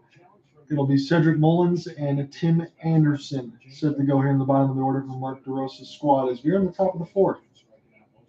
John, I'm here with you, providing the play-by-play for this WBC Championship Final. I was more than excited to do so. It's been a long time since we did a baseball game. It's been since Game 1 of the World Series when I was able to cover it with Michael Schwarber. And you took that one in extra innings. That was an incredible game on that side when the Phillies jumped out to a 2-0 series lead and the Astros finished it out in 6. Realmuto way out in front of the changeup. That was right on the black, inside of the right box.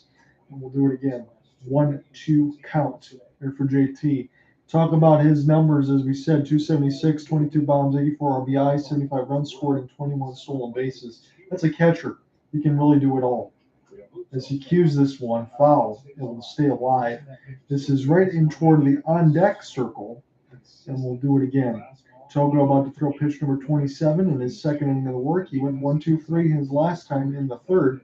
See if he can do so again. There was a couple players, especially when I watched a little bit of the game yesterday against Mexico, that could throw 102, 103 for Team Japan. Got to watch out for them in relief. And this is Realmuto, jam shot. Nice play by Kenda as he reaches all the way over with the glove hand, gets it out at short, and it's 1 up, 1 down right now to start the fourth for Team USA. And that'll bring up Cedric Mullins of the Baltimore Orioles. Again, he is one of only 2 lefties in the lineup for the United States. The United States in the blue shirts with the white pants. They have the stars and stripes that are kind of blowing in the air right now in the middle of that USA logo. A little bit of Comic Sans font between the U and the A with the stars and the stripes in the middle of the circle. Maybe I just like to make things up. I don't know what font that is, but I can tell you the Japan side of it for their logo kind of looks like one of those Super Mario Brothers pipes if you turn it the wrong way. And I've seen that on social media. That's actually correct, as this is picked up now. In toward the third base line, we'll take a look at it. This just bounces over the players' bench. I appreciate everyone that's been coming in here. Hope, how are you doing on that side? I imagine there's going to be a little bit of foot traffic. We've had a little bit of foot traffic on the Twitter Spaces side and the YouTube side. Just wondering if someone would actually broadcast the World Baseball Classic today, because I know people are going to be checking in from all the way across the world. So 0-2 against Cedric Mullins. 30 pitches here for Togo, set to deliver. And he's going to take an extra beat, get the sign from his catcher, and a changeup way down low and on the knees of Mullins. And we'll do it again at 1-2. So for Cedric Mullins, he is normally the center fielder for the Baltimore Orioles. He's playing left today. He's got a lot of speed. He's got a lot of chances to steal bases. And did he not get the call? Wow. On the bottom right corner, that was right at the belt. Probably should have rung up Mullins. That was a strike. At 85, it just caught the bottom of the zone with the changeup. But Mullins able to get the beneficiary of the call. And now this one in the same spot in toward the hands and toward the left, and he follows it away. And if I was Cedric Mullins, I would have done the same damn thing there, considering on the other end, probably should have got rung up. He got the same pitch in the other part of the plate. He had to let it go. So that's a good eye and a good look there by Cedric. Tim Anderson of the Chicago White Sox is on deck. He's 1 for 1 as he had a base hit from the shortstop third base line. Cedric Mullins, flare on the left field line. Yoshida's got it. So 2 up, 2 down here for United States in the top of the fourth. And they might try to go 1-2-3. Here's Tim Anderson. Again, he hits over 300, and his season was cut short in early August 9th to be exact. He had 301 though, 6 bombs, 25 RBI, 50 runs, and 13 stolen bases, as he can really do it all. He plays everywhere in the infield, preferably second, third, and short. He is the shortstop by trade. He's playing second base today there for Team USA Mark DeRosa's squad, so Trey Turner can man the primary short. They already turned a really nice double play. As Tim Anderson swung and missed, there was a ball that was right in the strike zone, but it was a little bit late on the 94. That was a little bit up. 1 for 1, a single in the second for Tim. He's definitely capable of going deep, but he's got more doubles power. As this one's lofted on the right field line, just shy of the warning track. And the United States goes 1-2-3. Japan still got the lead. We head to the bottom of the fourth. They're up 2-1. The new Chasing Business Career Card is made for people like Sam who make Everyday products designed smart. Like a smart coffee grinder with orange fresh beans Oreo. Oh, genius. For more breakthroughs like that, I need a breakthrough card. like ours, with 2.5% cash back on purchases of $5,000 or more. Plus unlimited 2% cash back on all other purchases. And with greater spending potential, Sam can keep making smart A ideas. brilliant reality. The new Ink Business Premier Card from Chase for Business. Make more with yours. Wait, have created. Uh-oh. Drink company. The fastest growing sports drink in history.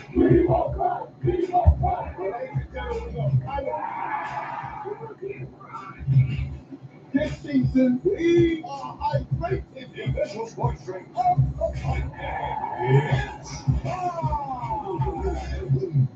Oh, that's good.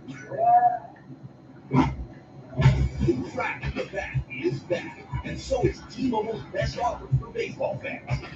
T-Mobile customers get a free MLB TV subscription. So you can stream every game, whether you're home or away. Switch to T-Mobile today and get ready for free MLB TV. Redeem March 28th to April 3rd at T-Mobile.com/MLB. After Advil. Feeling better? On top of the world! Before Advil. Advil targets pain at the source of inflammation. When pain comes for you, come back fast with Advil liquid gels.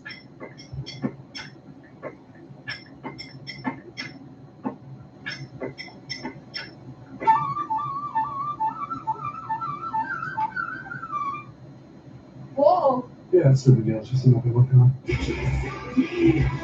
Kevin Owens and Sami Zayn are back together. What does this mean for the Usos?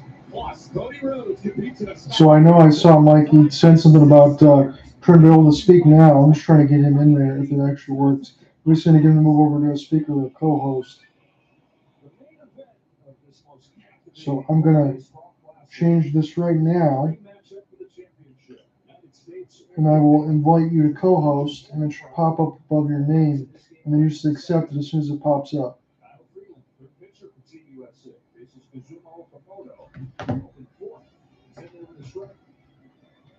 So back underneath the action right now, it's Okamoto.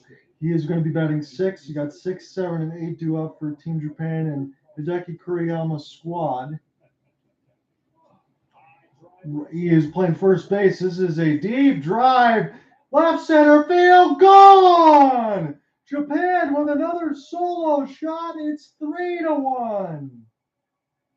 Again, if you hear a little bit of delayed screaming on the bottom floor of the house, I'm in my room right now doing this broadcast. You can get to see the future about 5 seconds ahead of me. And what my stepdad heard was a home run for Team Japan. And that's what I try to deliver to you right now. So it's a 3-1 lead for Team Japan. A pair of solo shots and a double that scored a run in the second, but now a pair of solo shot in the fourth. So now they got a couple. And now this will set up the bottom of the order, 7, 8, 9, still left to go. And that was a flat slider that did not slide, didn't go anywhere else. And now Yamada, he will put one in. This is going to be a call off here for Mookie Betts as he goes in shallow right and makes the catch.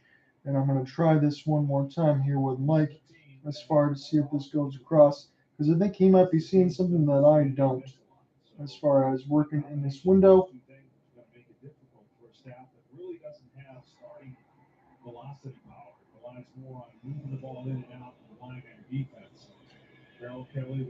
So Kyle Freeland still working with 16 pitches here in this fourth on the pitch count side. He was on in relief of Merrill Kelly, on in relief of another pitcher as well for DeRosa, used his third. Sosuke Genda, the eighth batter. He is up and now as it's 1 out in the bottom of the fourth. Japan is now up 3-1. Freeland, a little bit of a jam job as this one goes down the first base line. And now it's 0-2. So Genda, they mentioned this a couple times for Team Japan on the group stage side. He broke his pinky, but he's back in. He got all the stuff wrapped up, still been able to swing the bat. He's been doing it very effective. And he's got this pretty much wrapped up in a bunch of other gloves on that side just to make sure extra protection as the curveball down and out as he's now 1-2 against Genda. So Nakamura will be due up next. He is the catcher batting right. And again, I might have to change that name around because I think I might have a little bit different spelling or a totally different name entirely. I was getting this up out of RotoWire. It was just confirmed before this game went across at about 7:20 Eastern. It's about 8:50 now where I'm at on the Eastern time zone. 2-2 count here for Genda. 1 out has already scored with a home run. And Genda will slam this foul on the third base line. It was a fastball that a little bit topped out at 90. As Nakamura continues to look on the other side, Hideki Kuriyama, the manager, they keep showing him there. There's a lot of Japanese fans right now that are really enjoying this game, and as they should. The team's played very, very well. and you'd expect them to do so in the tournament. And I'll be honest with you here, as someone that's trying to give you an honest broadcast from the Team USA side and try to be as active as possible in telling you what both teams do well. I expect, even before this game is done, as Genda punches out, Freeland gets him. I think Japan was going to win this game outright. I'm not going to lie to you on that side of it, but for all intents and purposes, between USA and Mexico, if the United States were going to win, I wanted them to play Mexico. I felt like that was going to be a better matchup. But you're telling me right now in between that Shohei Ohtani is probably going to be available in the 6th to 7th inning. I wanted to watch USA Japan. I think that's going to be the most watched I've had of everything else, and we're going to get exactly what we're going to get. So Yamakawa at the dish right now. And do I have any other? Yes, I do. So they have that one incorrect on the RotoWire side. So I will make sure that I flip this name around. It's Otaka Yamakawa. He is at the dish right now doing the catching. And it's going to be Arenado. Couple steps toward the first base side. Throws over. But not before Japan gets another one on a solo shot. Make it 3-1. It's 4 hits aside, but Japan's got 3 runs. Come right back.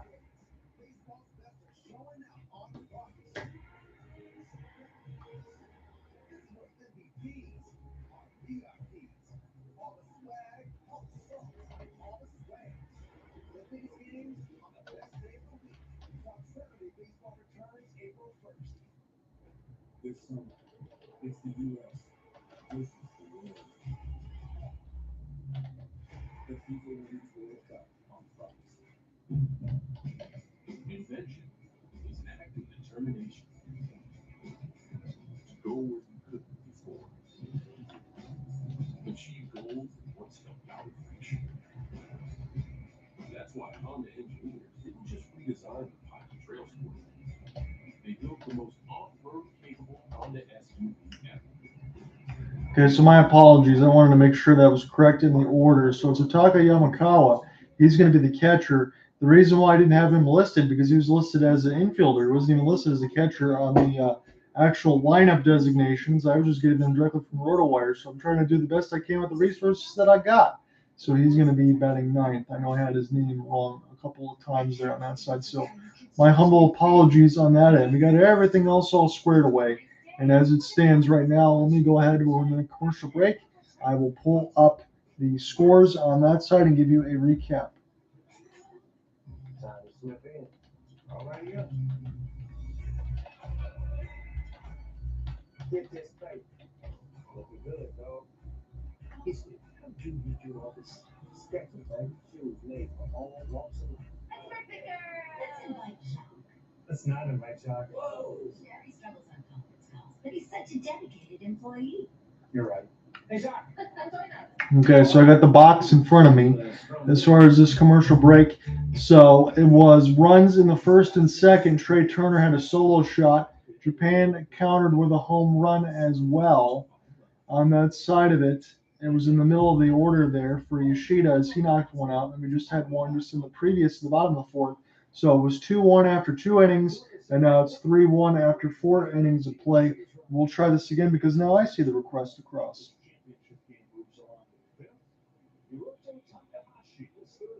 So we should be good to go here, Mike. So I see him connecting, and now if everything else should be good to go, we should finally be able to get you in here, buddy.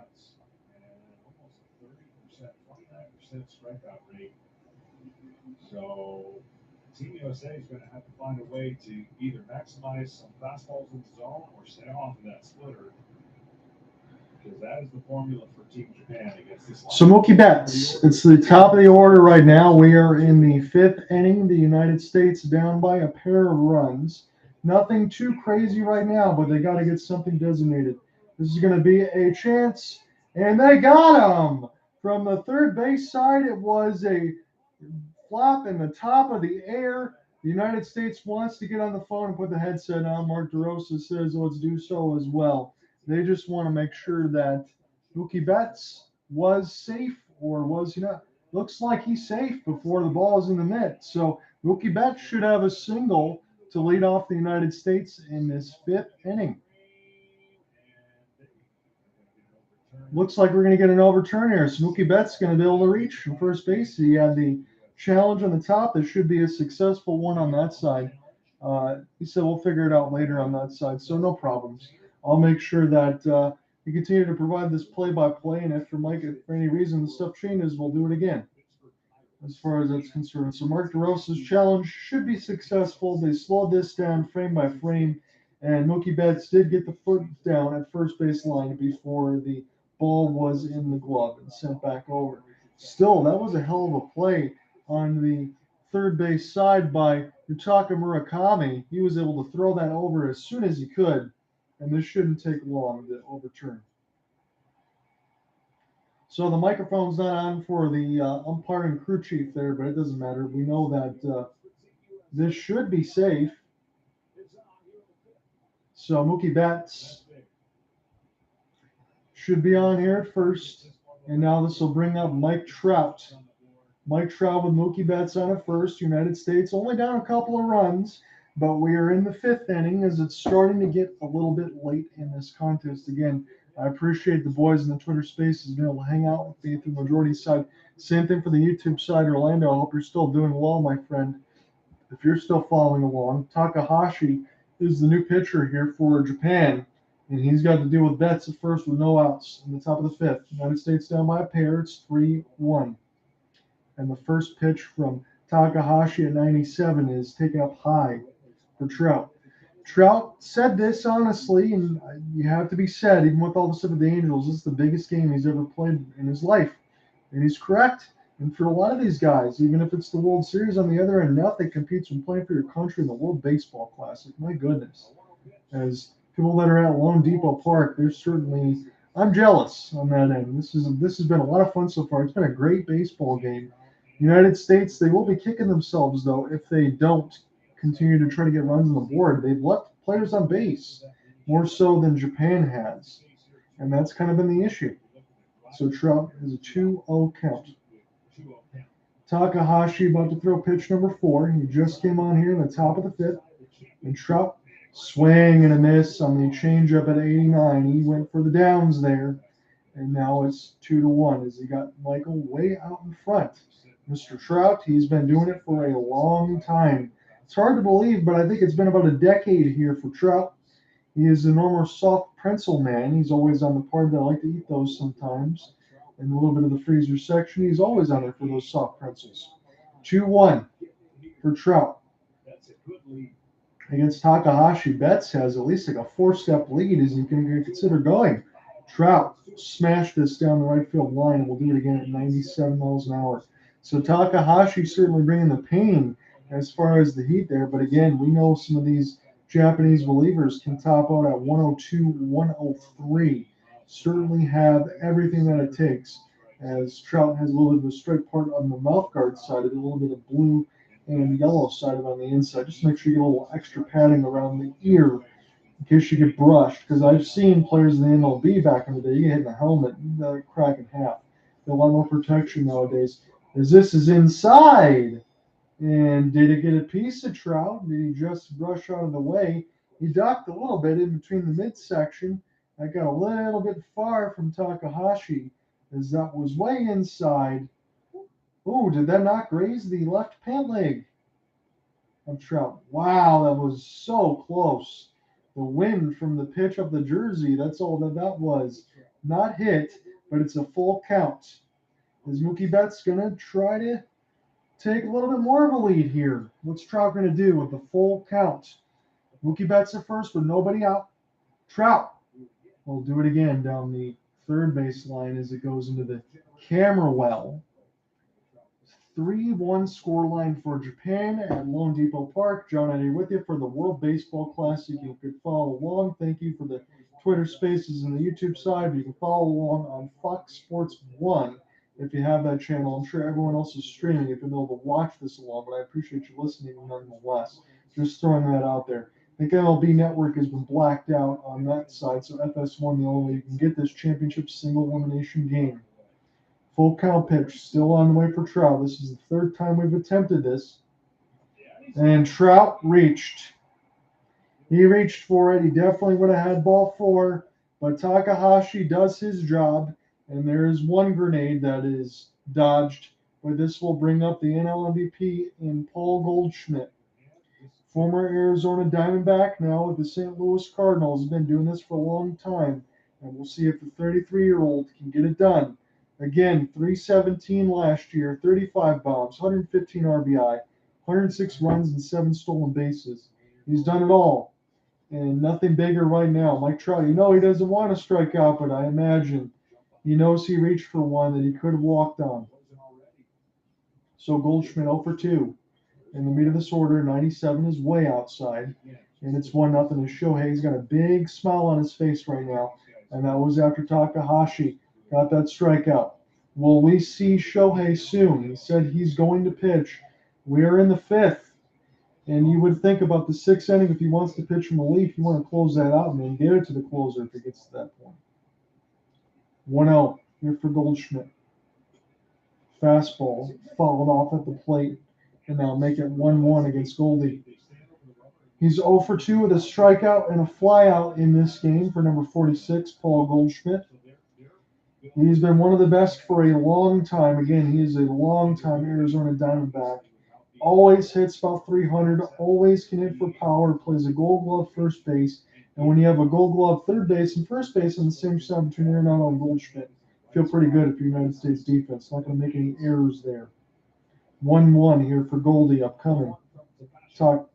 Takahashi will deliver the 97-mile-an-hour fastball a little bit low, almost toward the middle of the upper reaches of the strike zone. Make it 1-2 now against Goldie. Nolan Arenado is going to be on deck. That is his Cardinals teammate. They play first and third as they throw across the diamond. As Mark DeRosa looks on, you kind of wonder what's in his thoughts right now. If you're a Team USA fan like I am on this side, I'm getting a little nervous to see the United States offense being shut down, but it's not unexpected. It's Team Japan on that side. United States not going to be able to get 10 runs a game against everybody else. Team Japan is as good as it gets. This is the matchup that everybody wanted. And Mookie Betts, I'm surprised. He's been so stationed at first base, but Mark DeRosa, I think, wants to be a little cautious here, but Betts has the speed. At least if you're thinking from a 0 to 100 scale, probably around the 70% marker that you can take and you can successfully steal. Takahashi does throw about 98, but I wouldn't be surprised at some point if United States gets a little more loose as far as this base running and try to make something happen where a double can score a run. So 2-2, the count against Goldie. Takahashi set to deliver, and he takes the fastball. He's caught looking at 97. Beautiful pitch down in the bottom of the zone. 2 up, 2 down right now for Takahashi straight. And we will do this again here with Nolan Arenado, as that was straight paint and gas at 97 miles an hour. As Goldie now 0 for 3. So Takahashi now against Nolan Arenado. Number 4, the cleanup batter in this lineup. He was 0 for 1 with a walk in the third. Again, as good as it gets on defense is Nolan Arenado. United States is going to start to need some runs, as essentially they can start to run out of time as we get probably more so the 9:30 marker Eastern. We are in the top of the 5th right now, but you're going to start getting that innings count and playing the long game at this point if this continues. And if Team Japan maybe gets a couple of more and the United States only stuck at 1, then you really kind of wonder what's going to happen. So big lead there for Betts again. This is a 4-step lead. And Arenado takes the fastball, 96 miles an hour off the plate. It's now 2-0 against Nolan. So in between Arenado, Schwarber, Turner, everybody else coming up, they can definitely hit you a bomb and get this game tied with Mookie Betts at first. But you got to be able to just make contact right now for the United States. Haven't seen that around the last couple. We've seen several punchies, and that's got to change. So 2-0. Count here for Arenado as he steps in the dish, takes a long lean back. Takahashi gets the sign from the catcher now, ready to deliver. And 89 miles an hour. This is a splitter that didn't split, and it was served right into left field. So a base hit for Nolan, and that will bring up the power hitting lefty Kyle Schwarber. He's the DH today. He's batting fifth. So the tying run, they say that's a board. Well, it already was because you had Mookie at first. Now you got Arenado at first with Mookie at second as they move up 90 feet. And Kyle Schwarber, again, it's feast or famine, strikeout, home run. Try to get something down the line. Normally, if there was nobody on base, they play a heavy shift where you can slash it down the third baseline. It's Kyle Schwarber. Not right now with two on base. Again, no shift bans or anything else like that, as we said, between World Baseball Classic rules. This is something where it's played like a normal game. And all the other MLB rules, we're getting a chance to see those next week. But this is the biggest main course right now before that point. One of the biggest games in the world right now. Even more so than it is in the United States. You know everybody in Japan is watching this one, that's for sure. So Schwarber with runners in first and second. Fastball high. 1-0 for Kyle Schwarber. United States, this says it all right now. With runners in scoring position, they are 0 for 4. They've left runners on first, second, and third innings as Ohtani. You see him doing a little bit of run sprints there and down the players' bench. And we'll see if he's going to start getting toward the bullpen. That's what they're talking about FS1. Schwarber inside near the stomach. And it's 2-0 here on Kyle. Another Philadelphia Phillies product. It's going to be back-to-back-to-back Phillies in this lineup, 5, 6, and 7. Schwarber, Turner, Realmuto. Turner would be next should Schwarber reach, but there's 2 outs in the top of the 5th. 2-0 count here for Kyle. Takahashi, get ready to set for pitch number 19. He's been really good out of relief in this inning. Trying to get out of some hot water. And this is spiked in the dirt.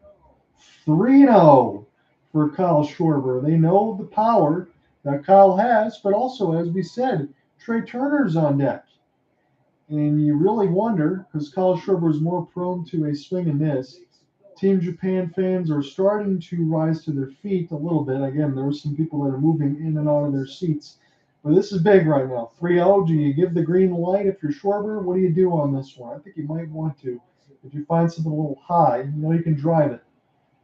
And 96 miles an hour, he just pops up a lazy can of corn to center. Right toward the middle. And he flies out. That was right down the middle. 96. That would have been something that he should have got a piece on. But Japan strands the runners again. USA is 0 for 5 with runners in scoring position. Bottom of the 5th. We'll get to it when we come back. I'm calling my doctor. If it's COVID, Paxlovid. Authorized for emergency use, Paxlovid is an oral treatment for people 12 and up who have mild to moderate COVID-19 and have a high risk factor for it becoming severe. My symptoms are mild now, but I'm not waiting. If it's COVID, Paxlovid. Having even one risk factor, like being over 50, diabetes, or smoking, increases your chances of severe COVID. Taken within 5 days of symptoms, Paxlovid reduced the risk of developing severe COVID-19 by 86%. Paxlovid may strengthen or weaken other medicines. Taking it with certain medicines may cause life-threatening side effects or affect how Paxlovid works. So it's critical to tell your doctor about all medicines you take, including local supplements. Okay, so I have the MLB box score in front of me, like I said, as far as following along. I know we're watching the game, but just to give you the reiterations. Very enjoyable, Mike says. I appreciate that, my friend. I appreciate you following in from the very beginning of this. It's been a big game. I hope everything goes well for you and stuff, and I'm sure we will talk soon, my friend. 3 runs for Japan. We are going to get set to the bottom of the 5th. 3 runs on 4 hits. United States, 1 run on 6 hits. And Japan gets set to go here in the bottom of the 5th. I think we're at the top of the order now.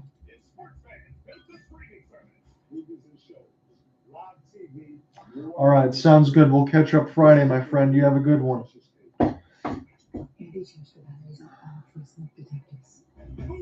So it should be Lars, Noopar, Kendall, and Ohtani set to go here in the bottom of the 5th when we get to it. Appreciate everyone that's following along on the Twitter Spaces side and the YouTube side. We've got some foot traffic in and out. Appreciate the likes that have been going across. I just wanted to get this broadcast in today. I knew it was going to be a big one. I figured I was going to enjoy it.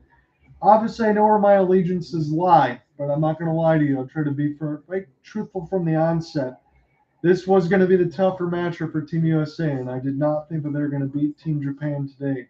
I'd like to see them do well, but we'll see what happens. Yu Darvish is starting to get settled here as he's making his way. So will we see Yu Darvish pitch for Team Japan? That would be something as well. With Darvish and Ohtani, that could certainly get me out of my seat. So as we check in now live on the recorder side, it is Lars Nootbaar 0-1. They showed Yu Darvish just walking into the bullpen. Maybe he is going to get a chance to pitch in this game alongside Ohtani. And a curveball just outside as it's now 1-1. 26 pitches here for Freeland. It is the bottom of the fifth. Japan up 3-1. They're up the dish with the lead off of the order. Lars Nootbaar. This is going to be a look for Tim Anderson and Mookie Betts. Betts will take it in shallow right field. And it's 1 up, 1 down here for Freeland in the bottom of the fifth. The United States still have time to get some runs and everything else, but they've got to stop leaving runners on base. That is the story of this game right now. They are 0 for 5 in the bottom of the fifth. Again, if Cooper Hopkins is able to join, I know he's been going through a lot of stuff right now, very busy on that end. I will get him in. I reach out a fielder there. Maybe he can get this bottom of the part of the game, 7, 8, 9 with me. But right now we're in the bottom of the fifth with 1 out here. This Kendall will step up to the dish. Kensuke Kendo here for Team Japan is there a 3-1 lead. And Cal Freeland, 1-0 pitch. This is outside again, and it's a slider way down at the knees. And it's 2-0 on Kendo. As we talk about between Kendo, Ohtani, Yoshida, everyone else in the meat of that order, they all hit for high averages. They can slice the ball everywhere across the field. They play all fields. There's no way that you can shift on any of these guys because they will hit the ball where you're not. So 3-0.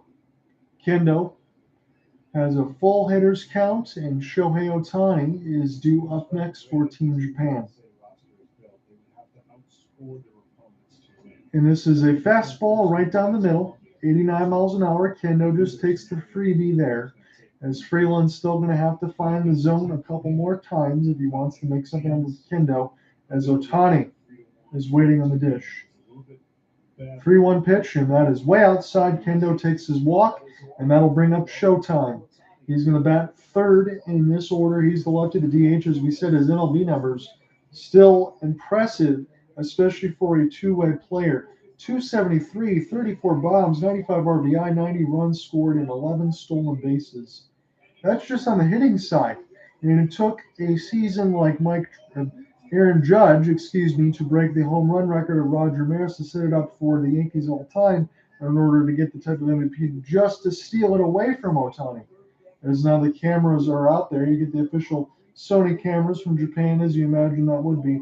They are wanting to capture everything of this Ohtani at bat. This is a souvenir and a memoir, as this one is way inside, and Ohtani still offers at it for whatever reason. 0-1 as he got tied up. So Freeland just threw a curveball on the inside. Ohtani wanted to go for the kill shot, and he missed it big time, and now busted him way inside. Ohtani now. Before the throw over, it was Kendall with Goldschmidt and Freeland taking a look over. The runner is back safe at first. John out here with you on the call. It's been a really fun contest, although I will admit to you, palms are getting sweaty, kind of like that Eminem Marshall Mathers song there on that side. I'm starting to feel it a little bit. We know what's at stake right now. We've hit about 2 hours and 10 minutes of broadcast time, but admittedly, we could be at the 2-hour mark. If I started this exactly on time of the first pitch, it was a little bit delayed as we had the flag ceremonies and everything else. 1-1 here upcoming for Ohtani. Freeland. It's another curveball, and this one is just outside. Ohtani now has the count in his favor. It's 2-1. What's going on, Sam? How are you doing, my friend? 2-1 count here for Ohtani. He's got the leverage. Japan's got a runner at first. It's Kendall. This goes off the hands. They're not going to be able to get anything at second base, so they'll take the out at first. Kendall moves over to second, but it's 2 outs here for Freeland with 36 pitches in his second inning of work. So Ohtani got jammed a little bit on the inside. Freeland was just giving him a steady bevy of offside pitches. It seems like Kyle Freeland doesn't top out any more than 90 miles an hour, and he was able to get Ohtani. But Kendall goes to second with 2 outs. So Japan has the 3-1 lead. This has not been the high-scoring game that a lot of these tournament games have been, but I don't think a lot of us expected that. As Yoshida now set to go ahead and take it as he's batting cleanup. But Saka Yoshida takes the fastball up high, up in towards his dome. He was 0 for 1 with a walk in the third inning. Japan has a runner on second base. Another run here for Japan would be absolutely critical, even though this is just the bottom of the fifth. They're up 3-1. Freeland way outside with the slider again. This is low and on the knees. 2-0 here for Yoshida. So I know Kyle Freeland's kind of moved around a little bit with the St. Louis Cardinals. He's been a long-time MLB vet. Definitely showing a slider, a curve, and a fastball that tops out around 90. That's been his arsenal so far within the first 2 innings. Again, he's trying to finish it off. 2-0 here as Freeland gets the sign. Curveball in at 86 miles an hour. As this is right in the top left part of the strike zone. Probably something for these lefties. You bunch them inside, I get it. But if you look for it, you can definitely hook this down the line and maybe knock it out. As Ohtani continues to be all smiles right now with his teammates, making sure he keeps the energy up. Fastball cued off the end of the bat. Make it 2-2 now against Yoshida. He was up 2-0 in the count. Should Yoshida reach, Mitaka Murakami, the 5th batter, would be next. He's a lefty playing third base. Again, lefty loaded for the righty starter. That was Merrill Kelly. And lots of righties there for Mark DeRosa's squad. I believe they have just one lefty, and that's on the starter side. Everyone else is righties. Yoshida waiting on the 2-0. Freeland throws pitch 41. This is cued right back to Freeland. He makes the quick throw over. And Japan's denied in the 5th inning. We go to the 6th, top of the 6th at that. It's still 3-1 Japan. Can the United States start making some inroads? They need to. Come right back.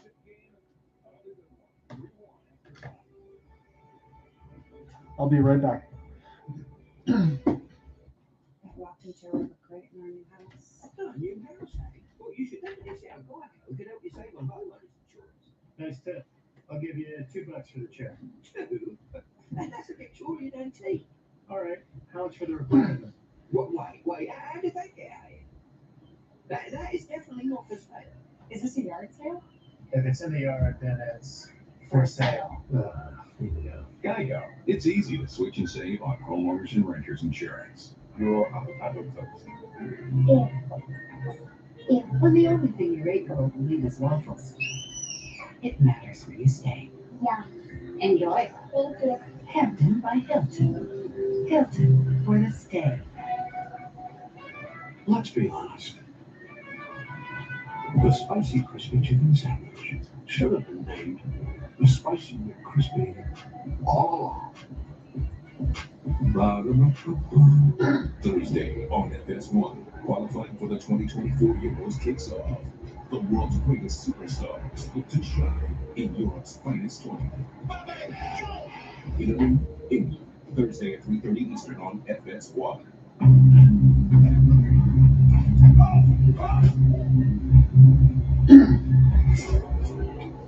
You got me. Hey, you're Imagine a world with no drama. With 4imprint, you don't have to chase down the perfect promotional products. Exclusive apparel, bags, drinkware, and more. 4imprint will help you capture the moment and guarantee to deliver your order on time and on budget. Take the drama out of ordering promotional products at 4imprint.com. 4imprint for certain. I got this robot vacuum for only $40. DealDash.com, where deals come true. This KitchenAid mixer sold for less than $26. This iPad sold for less than $43. And this brand new Xbox sold for $51. I got the Samsung tablet for only $83. I got this barbecue smoker for $26. And shipping is always free. Go to DealDash.com right now and see how much you can save. How about this scene? What's going on, my friend? I know you've been bouncing back and forth. Hope everything's going well. It is 3-1 lead still for Japan as we get set for the top of the sixth. And Ohtani seems to be having that pitching glove on right now.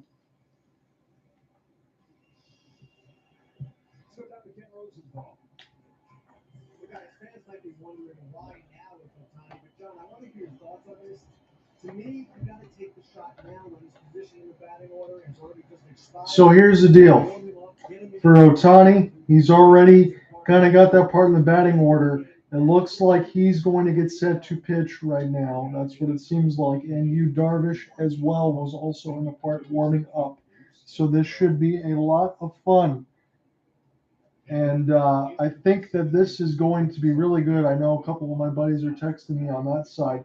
Hiromi Ito is now the new pitcher for Team Japan. 2 games, a 1 1/3 innings pitch with 2 strikeouts. So 1 1 against Turner. Turner will lift it down the left field line. This one is going to be way less steep. This will be a cannon corner left field, and this is a chance for Yoshida. And 1 up, 1 down here for Team USA as they're going to start to count the outs. And if you do so with me at home, then there's going to be 11 left for the United States to get 2 runs. And they're also going to have to keep this score at least level because when you have Darvish, when you have Ohtani, you have other options like that. It's already loaded with Team Japan, and you could put yourself in a death sentence right now where they can get absolutely shut down. And I don't think anyone is going to be saying anything detrimental against Team USA because you know how good Japan is. Again, I favor them as far as winning this game. I figured they were going to win the tournament. But still, when you see United States get 13, 14 runs against Cuba, 10s against others, playing Japan, it's a completely different animal. And they got to get it going right now. JT Realmuto batting 7th. He's up right now. Cedric Mullins will be next on top of the 6th. Realmuto takes a slider way outside. And the righty will spit on it. And now it's 1-1. So we'll see what Ito is able to deliver as far as his pitching repertoire. Right now I see a fastball and a slider. A lot of those. It's pretty active on that end. As the camera continues to pan on Shohei as he's doing some deep breathing before he gets settled in. It's going to be electric to see him pitch. It's 83 miles an hour. That was a changeup right down the middle of the plate. That was not swung on. What's going on the other side? What are you doing on the Twitter Spaces? How's everything going? You people jumping in and out between the YouTube side and Twitter Spaces. We know this game is getting closer to a finale as we're getting close to the 9:20 marker Eastern time. About 2 hours broadcasting. This is Realmuto up high. And it's 2-2 now as it was delivered from Ito a little high for the catcher. 1 out against the United States in the top of the 6th. They are down 3-1. They're 0 for 5 with runners in scoring position. Ota is the new pitcher. He will be in the bullpen right now before Ohtani and everything else can get settled. He's going to need some time. He's just starting to get out there right now. Darvish is in between a couple of the other players right now, just looking in to see if he will be used. But they keep going between Darvish and Ohtani and going back toward the manager of Team Japan, Hideki Kuriyama. So you got to be feeling the moment here right now. If you're that camera crew, you know who's going to be coming in soon, I would imagine.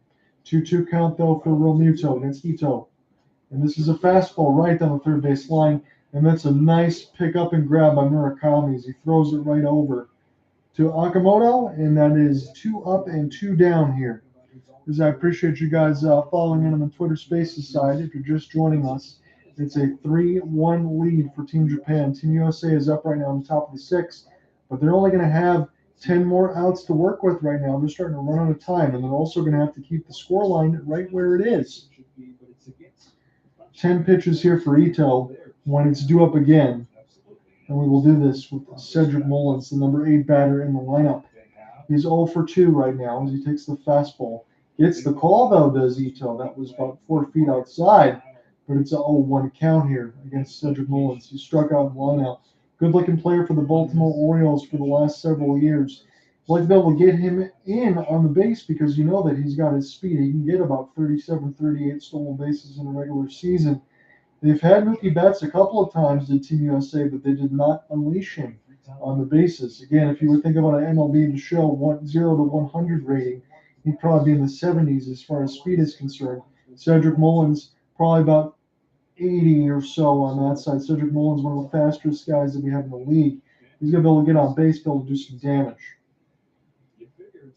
If Mullins does reach, it'll bring up Tim Anderson. It's a 2-1 count. Here from Ito, and he's going to get sent to rock and deliver now. So this is a changeup that was just on the black toward the top right of the pitching box. And it's fouled right back from Cedric Mullins. 2-2 count against Cedric the Entertainer here for the Baltimore Orioles. He is a top center fielder by trade, but he's playing left field right now for Team USA because you got Trout and you have Mookie Betts. They're in their primary positions. 2-2 pitch. Mullins, half-hearted swing, doesn't matter, strikes out, and we go to the bottom of the 6th. Japan still up 3-1, looking to add to it with Ohtani looming. Boy, oh boy.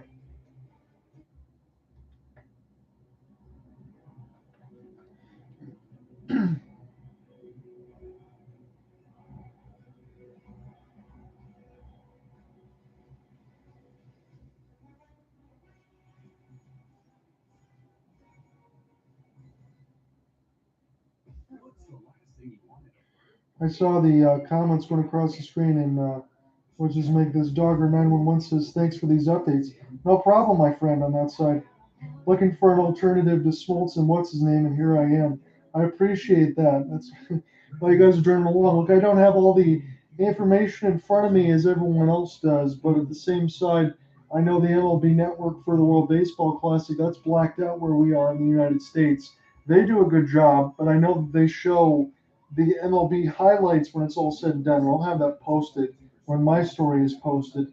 That would be your alternative, but it's blacked out here for the United States. So here I am doing this broadcast, just hoping that everything else is working out. And I know Mike Swarda, I should have looked at his comment. He said the United States is chasing pitches and leaving people on base, and he's exactly right. That's been the story of the game right now.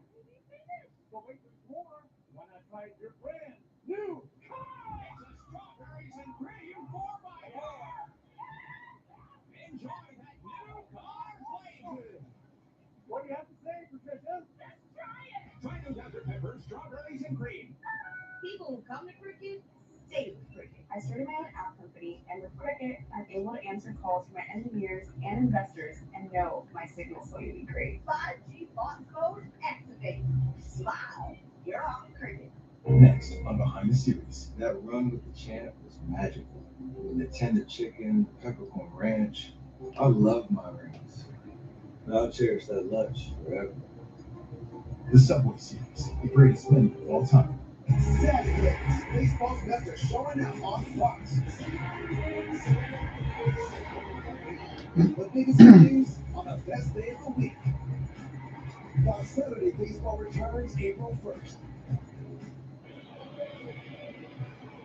The U.S. scored first at the top of the second on a Trea Turner home run. The 2 in the bottom of the second. 1 in the 4th for Japan. The 3-1 lead for Samurai Japan as Jason Adams comes into the game. So Jason Adams is going to be the new pitcher from relief.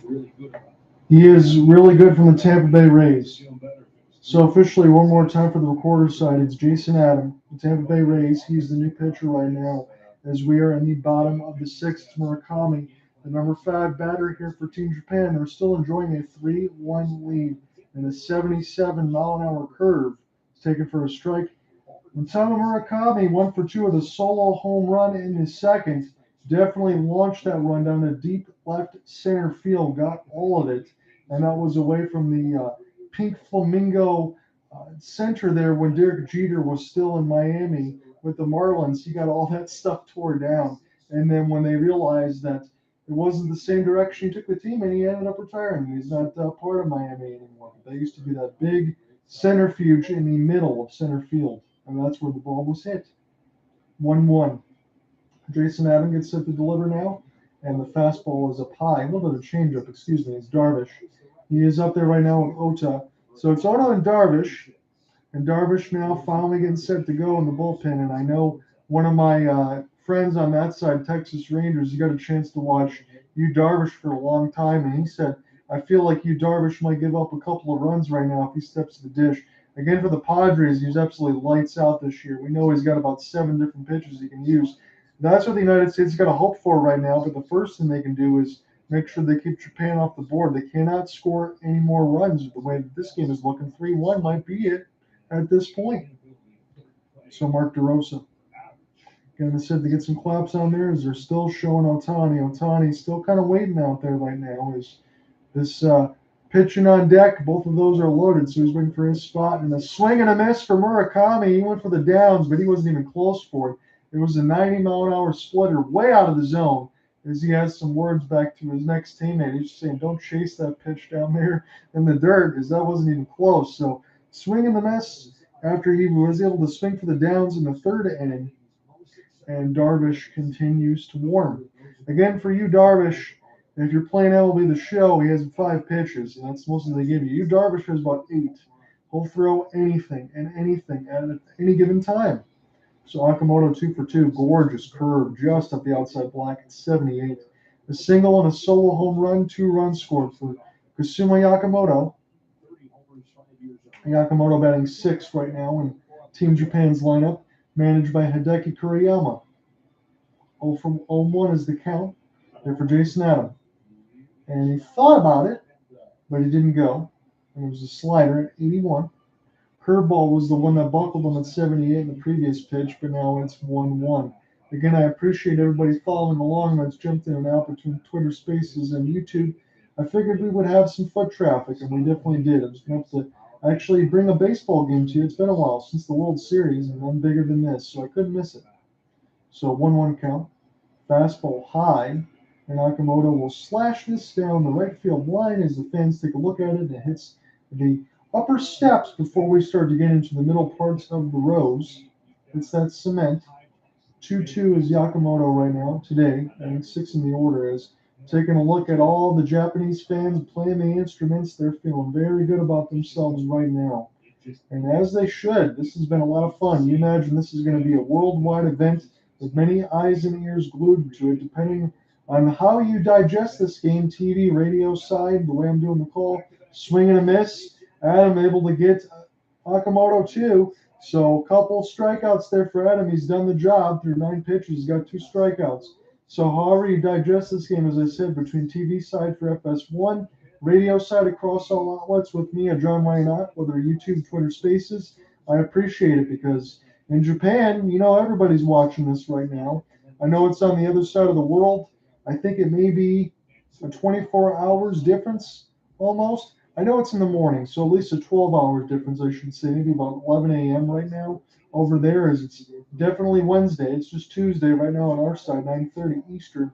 So everybody's glued into this right now. I would be surprised if there's a day off school, a day off work, everybody's digesting this because this is big time. This could set all sorts of records, especially when you talk about the World Cup. For soccer side of it, this baseball numbers could be astronomical. I imagine you take a look at it and you notice that the numbers will be inflated and figure out what I'm talking about. It'll be all over social media, no doubt. So Yamada takes 1-1 off the curveball. It was at 79 up in the zone. He could have taken a swing at it, but he instead to take a look. So Adam about to throw pitch number 12. Yamada's 0 for 2 today, batting 7. And this is 80 miles an hour in the catch and glove room lane. Realmuto, and the count swells to 2-1. So Tetsuo Yamada, right-hander, playing second base right now. And as I mentioned, on that side, for Japan, what's going on, Little Beep? How are you doing? As far as for Japan, they're carrying a bunch of extra infielders, no extra outfielders. Ohtani would be one of those, but he's DHing right now. So keep that in mind just in case anything happens. I don't think it's going to matter, but that was just one of the things I saw in toward the bench lineup. All extra infielders for Team Japan. John Under with you. It's the bottom of the 6th. I'm watching this on FS1, the World Baseball Classic, and trying to reiterate to you what I see, giving you the play-by-play and the live reaction. Japan still enjoying a 3-1 lead. USA trying to get this final out of the 6th. And another slider at 81, and it's a full count now for Yamada. Should he reach, it'll be Sosuke Genda batting left and playing short. He is the 8th batter in the lineup. He is 1 for 2 today. So for Team Japan, there is one of these guys. I didn't make the designation. One of them is on the Boston Red Sox. He just sent a pretty good deal for 3 seasons. He'll be making his debut next week. Yamada does reach, so that will bring up Sosuke Genda, the shortstop. And Japan has 1 on in the bottom of the 6th with 2 outs. This score has stayed this way. Let me pull up the MLB box score. Since the bottom of the 4th inning, we are in the bottom of the 6th right now. It was a solo home run for Japan in the bottom of the 4th. That made it 3-1. They have 3 runs on 4 hits. USA has 1 run on 6 hits. No errors across the board, but the United States are 0 for 5 with runners in scoring position. That's your reset right now, as we're bottom 6 with 2 outs. So Adam now gets set to go up against Genda, the number 8 batter in the lineup, as he gets the sign from Realmuto. Wants this one inside. And here goes the runner. Realmuto did not get the tag in time. It was a great jump by Yamada. And it's the first stolen base of the game, as Japan forcing their way to try to get in scoring position, I guess, sensing the moment, and again, as we all should, that the next run of the game for Japan, if they can make this 4-1, this could be over for all intents and purposes. The way that Japan can have Darvish, Ohtani, anyone else they want to throw, Ota, as far as some of these other pitchers that they have available, it seems like everyone that they've used has been of the extreme precedent of throwing strikes, throwing with velocity, and making the pitches, getting USA to chase quite simply. They've struck out, I believe, 5 times into the bottom of the 6th so far, and they're 0 for 5 with runners in scoring position. So this is big for Adam to keep the runner at second base, to not allow any more damage. Change up high, and it's 2-0 on Genda. The catcher is Sutaka Yamakawa, the righty. He will be batting next and batting 9th if Genda reaches. It's a 2-0 count in his favor right now, as Japan's still up 3-1. A lot of lefties right now for Team Japan, as this one is cued, fouled off down the first base line. And I'm going to count these here, and I'll count these on the other side for the United States. So 7 lefties for Team Japan, 6 lefties for Team Japan, 7 lefties for Team USA on that side. And that was mostly started because of the righties that started this game. Miro Kelly and Igamaga on the other side. Shota Igamaga, he won a couple innings as well. Try to get that loaded and get the right-handedness. 2-1 here for Adam against Genda. Way outside with the fastball. Swollen out of 3-1. We'll see if Jason Adam can strand Genda here, or if the runner will be off to the pitch. I know it's 3-1, but it wouldn't surprise me if Japan tries to be a little bit more, I'd say less judicious as far as what they want to do. I think they'd be aggressive here, because they absolutely can. So 3-1. Single probably scores it anyway, and a walk. So Genda draws the walk, and it's going to bring up Yamakawa, the catcher here for Japan. It's 2 on and 2 out from the bottom of the 6th. Drummond here with you from the World Baseball Classic. This is the championship single elimination on FS1. Again, it's blacked out on the MLB network. I imagine it's not blacked out across the globe. But if you're following and listening along on Twitter Spaces, YouTube at John Reinhardt, I welcome it, humbly appreciate it. Just trying to give you the play-by-play and let you know what I see. It's been a while since we did a baseball game, and I don't think there'll be anything bigger than this. So, Tony, he was in the pitching area, and now he's back into the player's bench, sitting by himself. You kind of wonder what that means. Maybe it'll be the 8th and 9th. So this one almost hits Yamakawa in the head. He had to duck out of the way from a 78-mile-an-hour curveball, and Adam looking a little shaky here. This is a situation where a single would most definitely score a run with the speed now from the stolen base at second, and it's absolutely paramount that the United States keeps this at 3-1. So Adam do with the 1-0 and a 79 that was just off the plate, but he got the call anyway with the curve. As they show you again, Darvish is back up there now with Taisei in the bullpen. Ohtani has come back to the players' bench. That does not mean that he's not going to pitch in this game, though. He fully expected to. Catcher up at the plate right now for Team Japan. He's got a 1-1 count as it's an 80-mile-an-hour changeup outside the zone. Make it 2-1. 24th pitch upcoming here for Jason Adam. Former Tampa Bay Ray, still with the Rays right now. He is a guy that you can use in any situation, be it 6, 7, 8, or 9. Fastball, slider, changeup combination. Throws right. Adam now set to deal the 2-1. This would be his 24th pitch. Fastball inside. It's now 3-1. Count for Yamakawa. And this will flip up to Lars Nootbaar. You would know that name from the St. Louis Cardinals. He is playing left. He's playing center field today, and he is the only player of USA nationality birthright designation to play for Team Japan.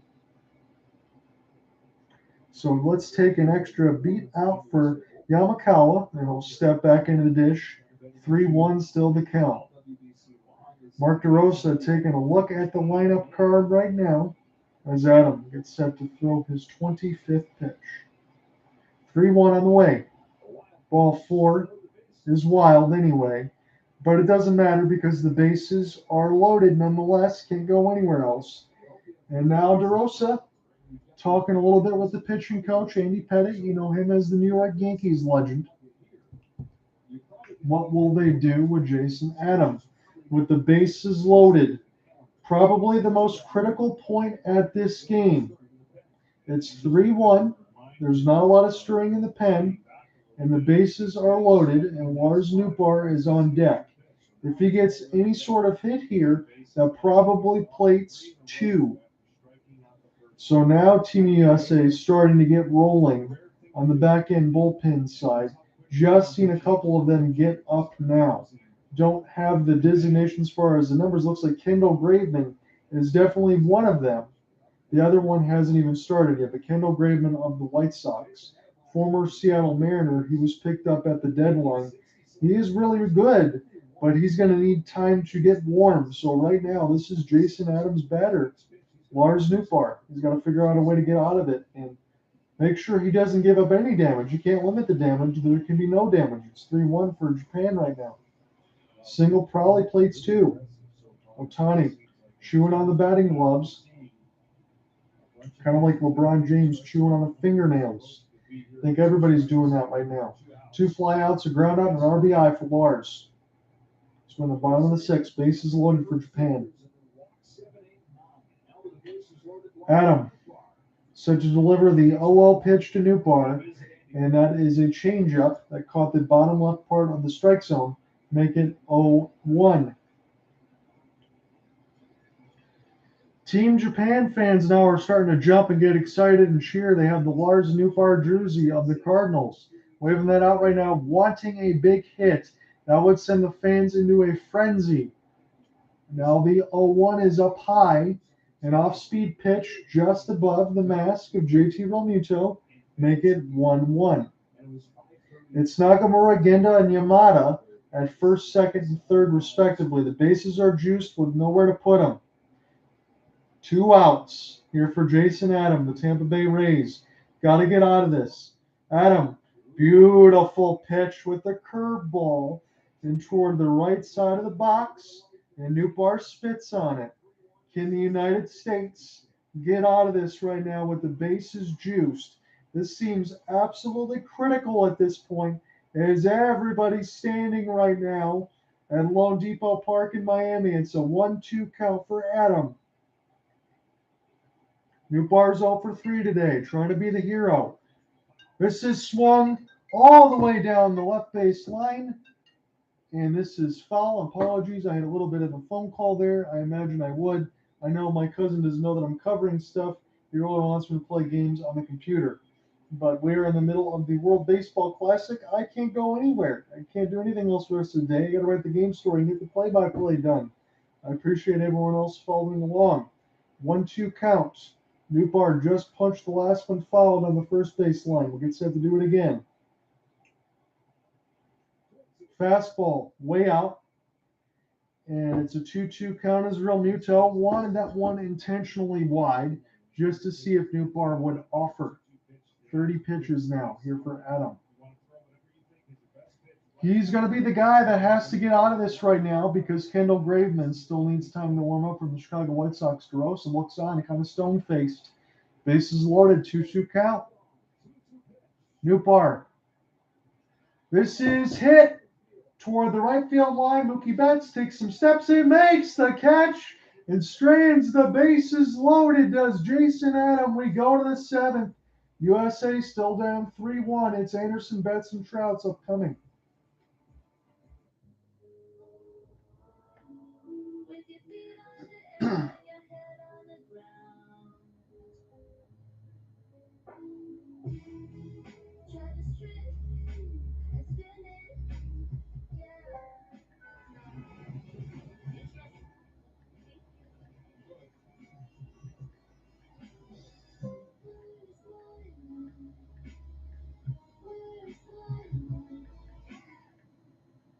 After Advil, What about your back? It's fine. before Advil.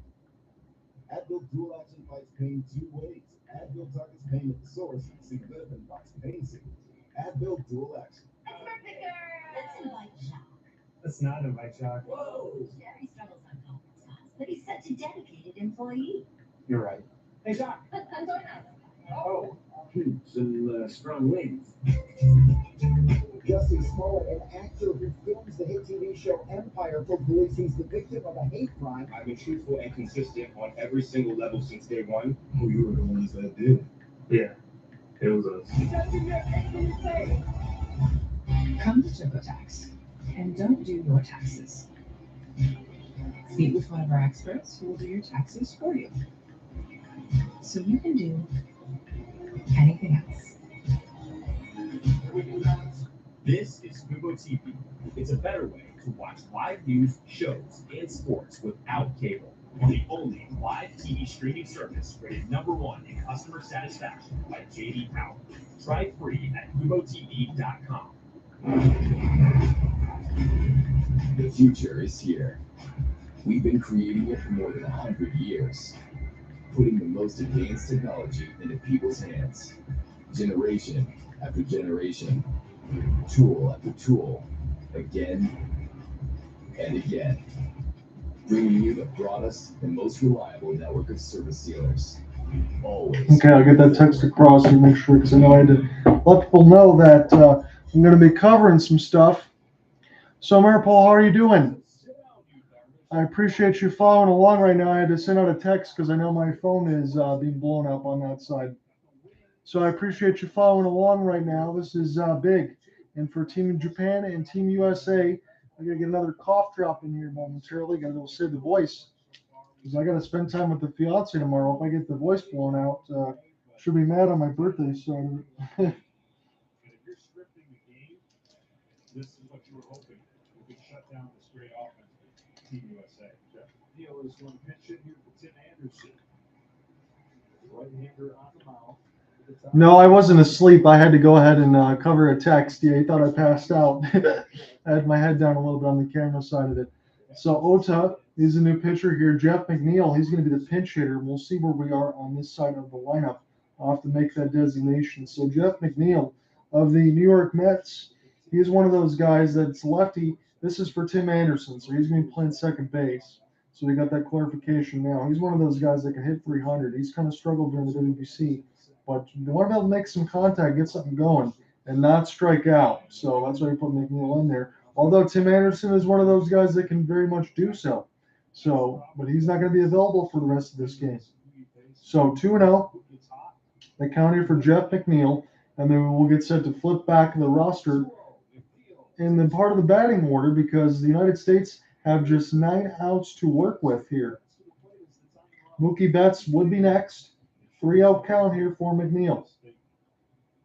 And the way that this is setting up, honestly, I didn't expect it. I thought Ohtani might be the middle of the order guy. You might be closing with Darvish and Ohtani 8 and 9.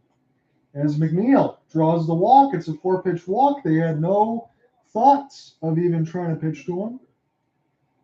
And now we will do it again. This one says Ota, but I think it's Taisei who's actually pitching, so they haven't changed that over.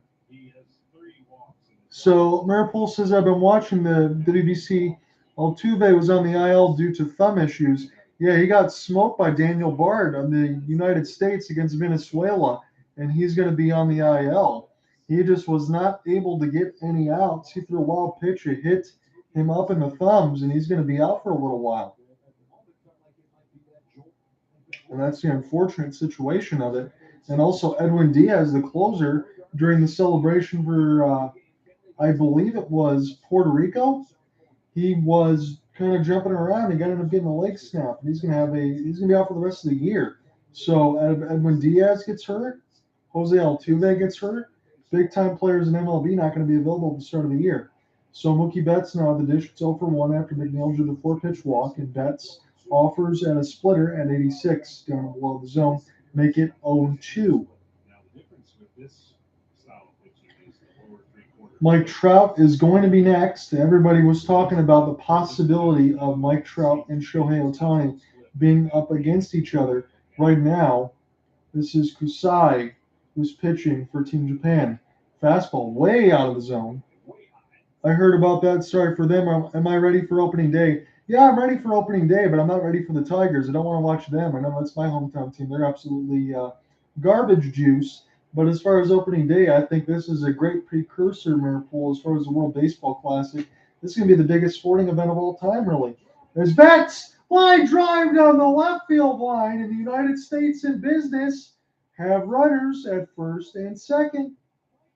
And it's certainly been a while to get something to be excited about, but the job is not done, as Kobe Bryant would say.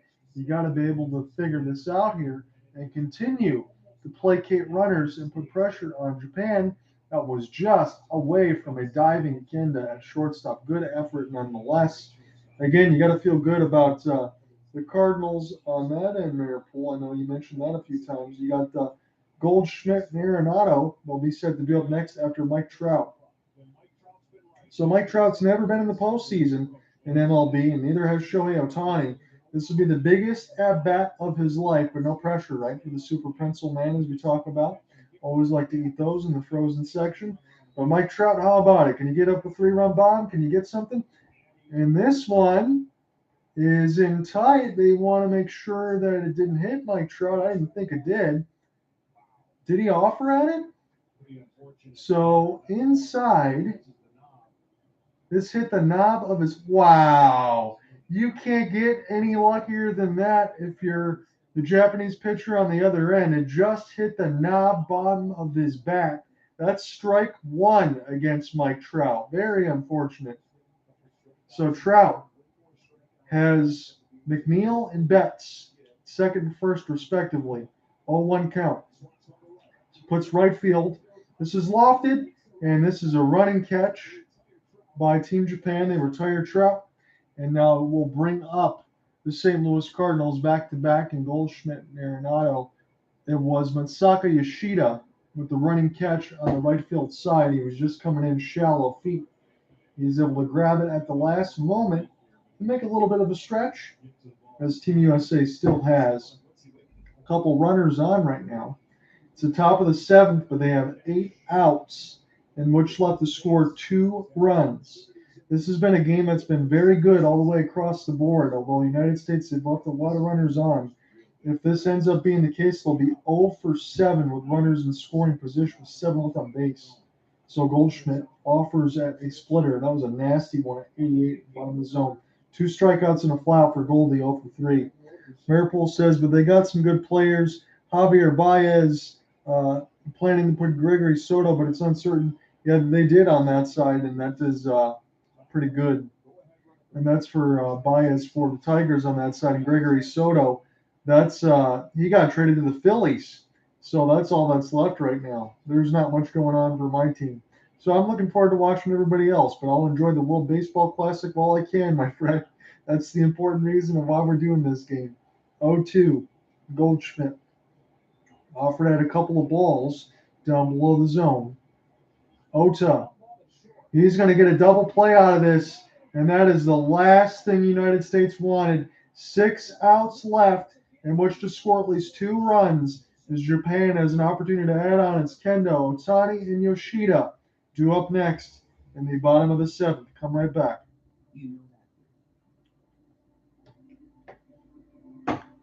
The uneasiness, the excitement, the angst. Those butterflies are mere storm begins. Chase them. Chase them through the self-doubt and uncertainty. The investors are back again. I'm sorry. Past the noise and the never gonna happens. Through the setbacks and comebacks. Chase them. Because they can lead you somewhere amazing. And when the butterflies go quiet, it's time to begin again. The Genesis GB7 and the first ever electrified GB7.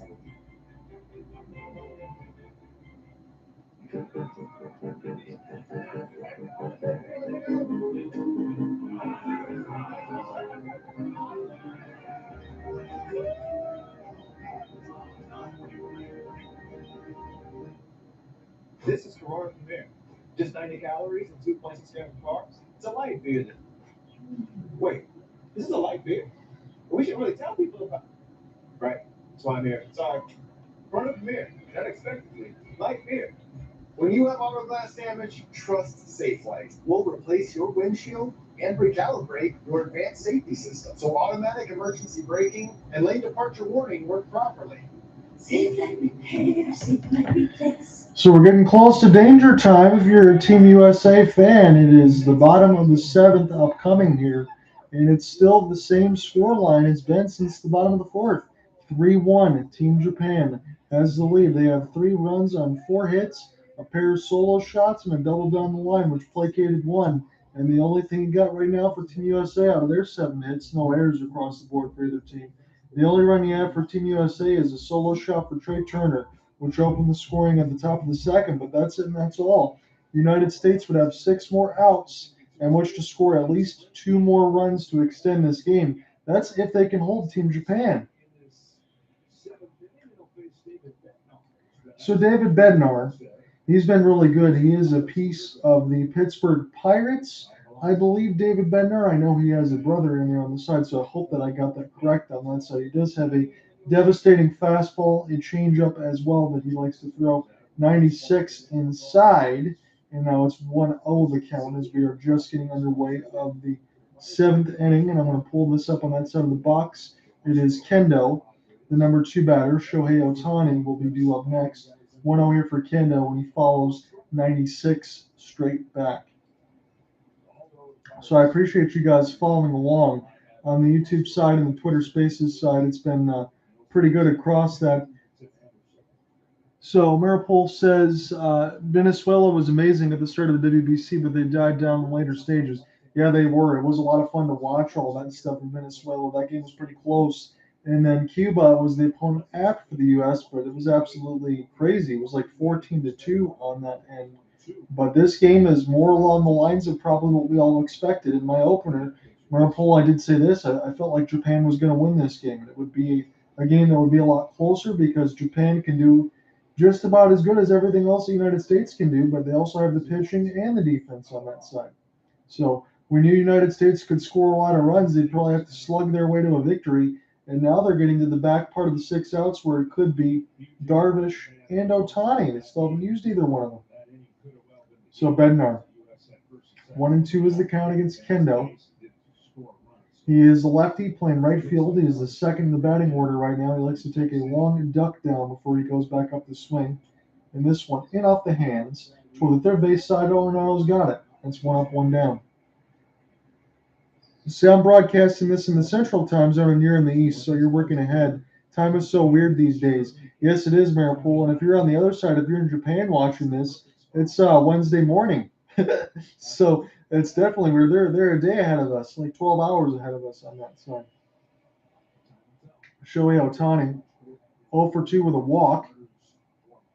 He'll step into the dish. Everybody was talking about it in terms of the beginning, and I can't punch this enough of a possible Trout Ohtani batter and pitching matchup.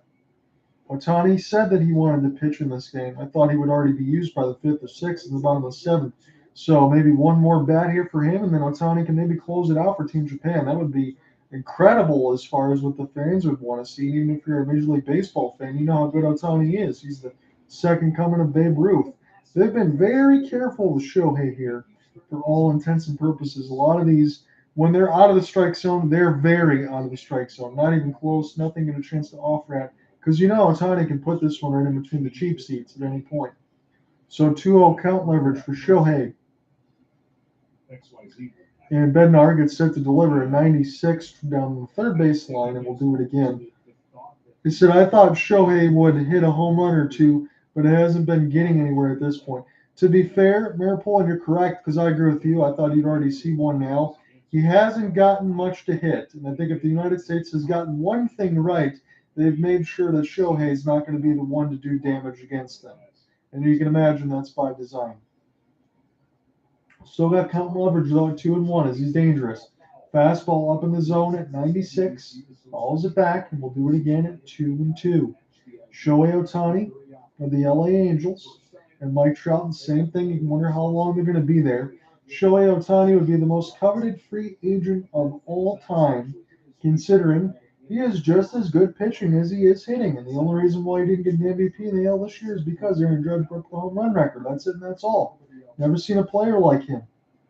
Because this is outside at 91 miles an hour, and I believe it's the third straight full count for Shohei Ohtani at the dish. I know he struck out before, but he's been driving this pitch count. He's been patient.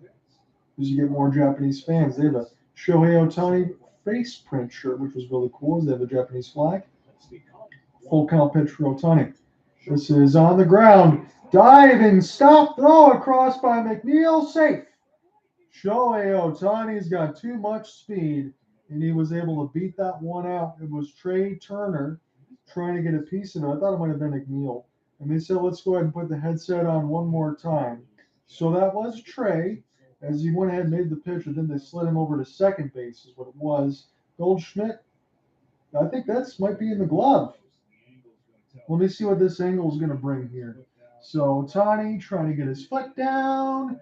And I don't believe, oh wow, that was dot and dot as far as bang bang on the challenge for safe at first or out. And if it's already called safe, it's going to be difficult to overturn because that was bang bang play. And the reason why I didn't say, I said Jeff McNeil, I figured Trea Turner was going to stay at short. He got moved. He's playing second base now, so my apologies. So this is right into the catching glove off the webbing, I think, as soon as Ohtani put his foot down. And that's exactly instantaneous. So it's going to be a tough call. So Maripol says, my theory of calming down Shohei is that placement of the pitches. No, you're correct on that side. That's exactly what it is. That's the reason why they tried to limit Shohei as much as possible. But I still think he's going to end up with a base hit now. It'll be his first of this game with one out. Yeah, he was definitely showing the wheels on that side. When you're thinking about an MLB The Show perspective, out of a 0 of 100 rating, Ohtani's probably toward the 75, 80 percentile.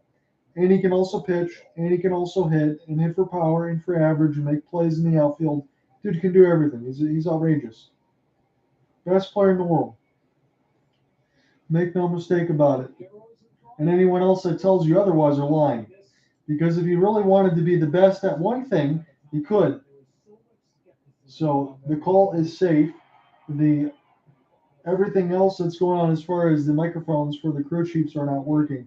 Maybe they're just being drowned out by the massive crowd noise that we have at Lone Depot Park. But the call is safe. It was going to be very difficult to overturn. So a timeout's lost on there for Mark DeRosa. That would have been a difficult call anyway. I don't blame DeRosa for doing it, but I didn't think he had any chance of winning it.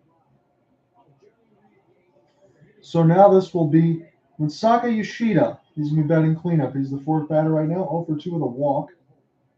He is one of those guys that they differentiated as, when I was watching the broadcast yesterday, as the Japanese version of Mike Trout. And that kind of tells you how good he is.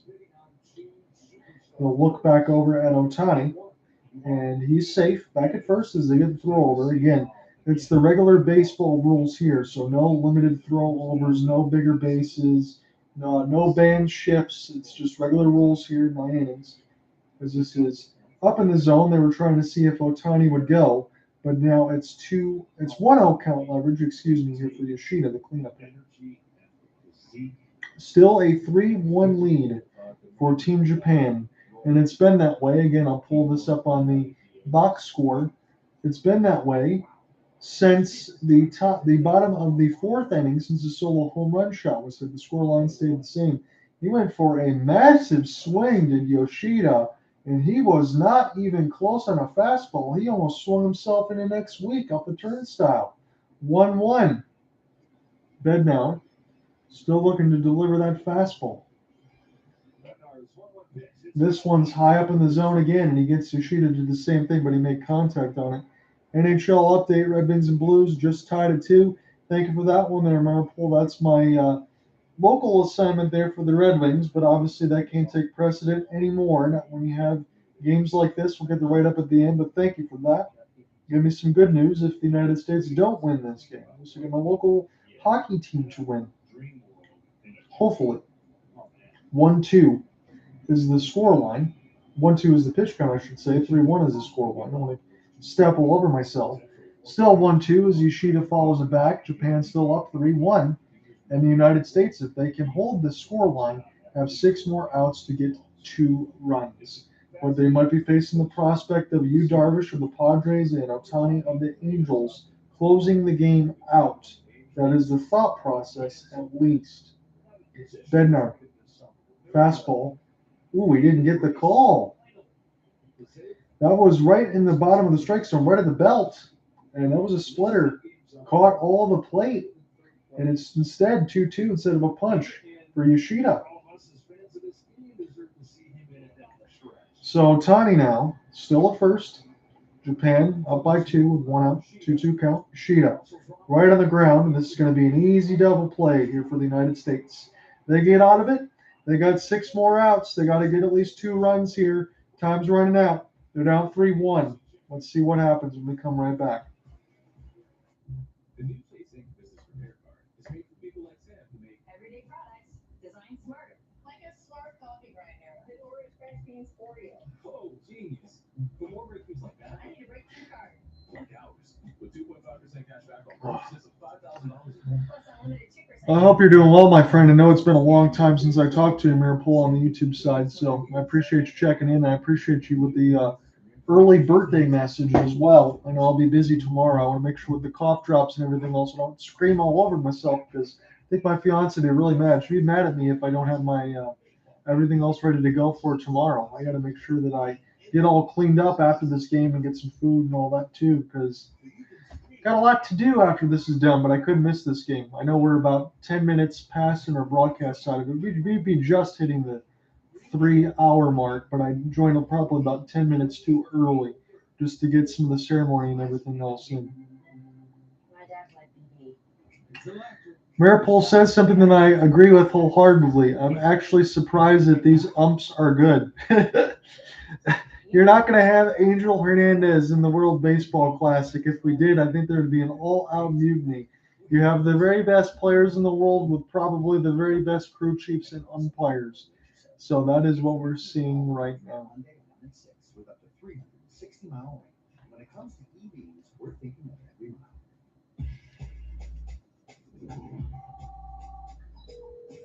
MLB The Show Legend Line. Ready to play? Let's get it. Come on. Nice. That was sick.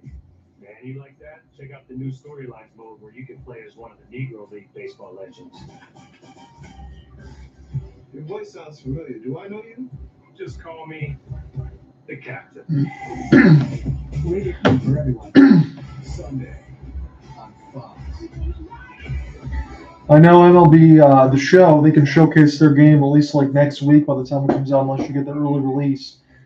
They have Derek Jeter as the new legend alongside Mark McGwire and Sammy Sosa. And they'll have World Baseball Classic stuff. Hopefully, again, it's not just Diamond Dynasty. Hopefully, it'll be a situation where you can use those teams and online team playing co-op, because then that'd be something I would really enjoy playing that. Maripool said if they did have those bad ones there, I'd lose my marbles. I agree with you, my friend, on that side. Top of the lineup against you, Darvish. Let's do this officially for the recorder's side. Top of the lineup against you, Darvish, 5 for 26 for Betts, 13 for 41 for Trout, 9 for 29 for Goldschmidt, and 8 for 20 for Arenado. They've had some success, and you, Darvish, is the one that's going to face them in the 8th, and then possibly for what we all want for that gold ticket, the Shohei Ohtani in the 9th. That is exactly how you'd want to draw it up if you're a baseball fan. The intrigue could not get any bigger. This is a close game. It's been a pitcher's duel for the most part. 3-1 is the scoreline. The United States have 6 outs left to work with. They're down 2. Yu Darvish on the mound again. He is a guy that can throw 8 or 9 different pitches, and his splitter is down in the zone at 93. He can still throw about 98 on the fast. He's got a splitter, curve, change, slider, eephus pitches. He's got it all. As Darvish back out into the pitching mound, getting warmed up.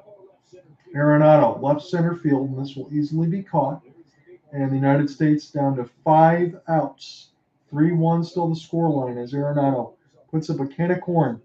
Yu Darvish is pretty good, but he's not one of the best, but one of my favorites. I will definitely agree with you on that side. Yu Darvish, he is really damn good. He might not be the elite of the elite, but he is still one of those guys, at least as a pitcher, probably in the MLB right now. Hopefully I'm not being disingenuous, top 15 at worst. I don't think you can put him below that. Splitter up in the zone at 85. That makes it 0 for 1. And now we have, again, let's just get it right, Kyle Schwarber. He's going to be batting 5th. He's the DH lefty against the righty now. And a fastball way outside. And this will be thrown back there from, let me go ahead and make sure I flip this in there. Yamakawa, he's still catching behind the dish. No substitutions there. The only substitution in this game has been McNeil for Tim Anderson. Now he's playing short. Schwarber takes another one outside. Schwarber's been very patient at the plate right now in this game. We've seen that a lot when we did the World Series. I know Maripool was with me when he was pulling for the Astros on that side. But Kyle Schwarber, he's either hitting home runs or drawing walks. And he's 0 for 2 in this game, and he's pretty much had count leverage most of the time. And on the hands, off the splitter, and now it makes it 85 mile an hour, 2-2, follow right back. Kyle Schwarber, he's that power bat. As I said, I mentioned, he is the old school version of Adam Dunn. 218, 46 bombs, 94 RBI. When you hit 218, you still get 94 RBI and 46 home runs. You get it done right. The definition of launch angle. Darvish delivers a 2-2. This is slammed rifle foul way back. That would have been a home run, but that is a deep strike. And we stay at 2-2. I can see the lightning in Schwarber's bat right now, says Maripool. Yeah, that was an absolute shot. Way foul, but way gone if it was fair. 2-2. We'll do it again with Darvish, working quickly. And another foul. That was another splitter at 83. Might want to watch out maybe for that curveball. I'm no pitching coach. I'm just a man out of Michigan here trying to give you this play-by-play and give you another look at it. For those that are following along on the radio side, that's the broadcast I'm giving to you. The full game coverage will be at hopelesssportsguy.wordpress.com, where we'll give you the full broadcast on the radio side as you hear, and then I'll give you the write-up for this final. 2-2 again. Schwarber follows it again down the first base line, and Schwarber will see a 5th extra pitch right now as he's trying to work Yu Darvish as much as possible. Again, I think the reason why one of my other friends, a Texas Ranger, talked about Darvish maybe giving it up, they were a strike away, the Rangers were several years ago, winning the World Series, and they lost to the St. Louis Cardinals. And that's why he mentioned his skittishes about Darvish. But I think he can put those demons aside and help lift Japan to a World Baseball Classic title. 2-2.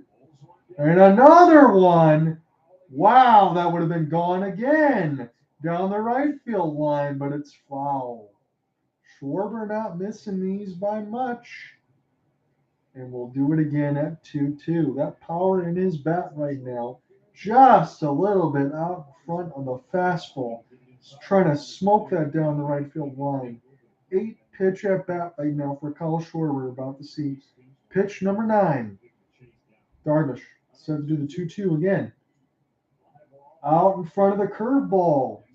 It had the distance, but it's foul. 74 miles an hour. That was the first curveball that we seen. I called it a pitch early.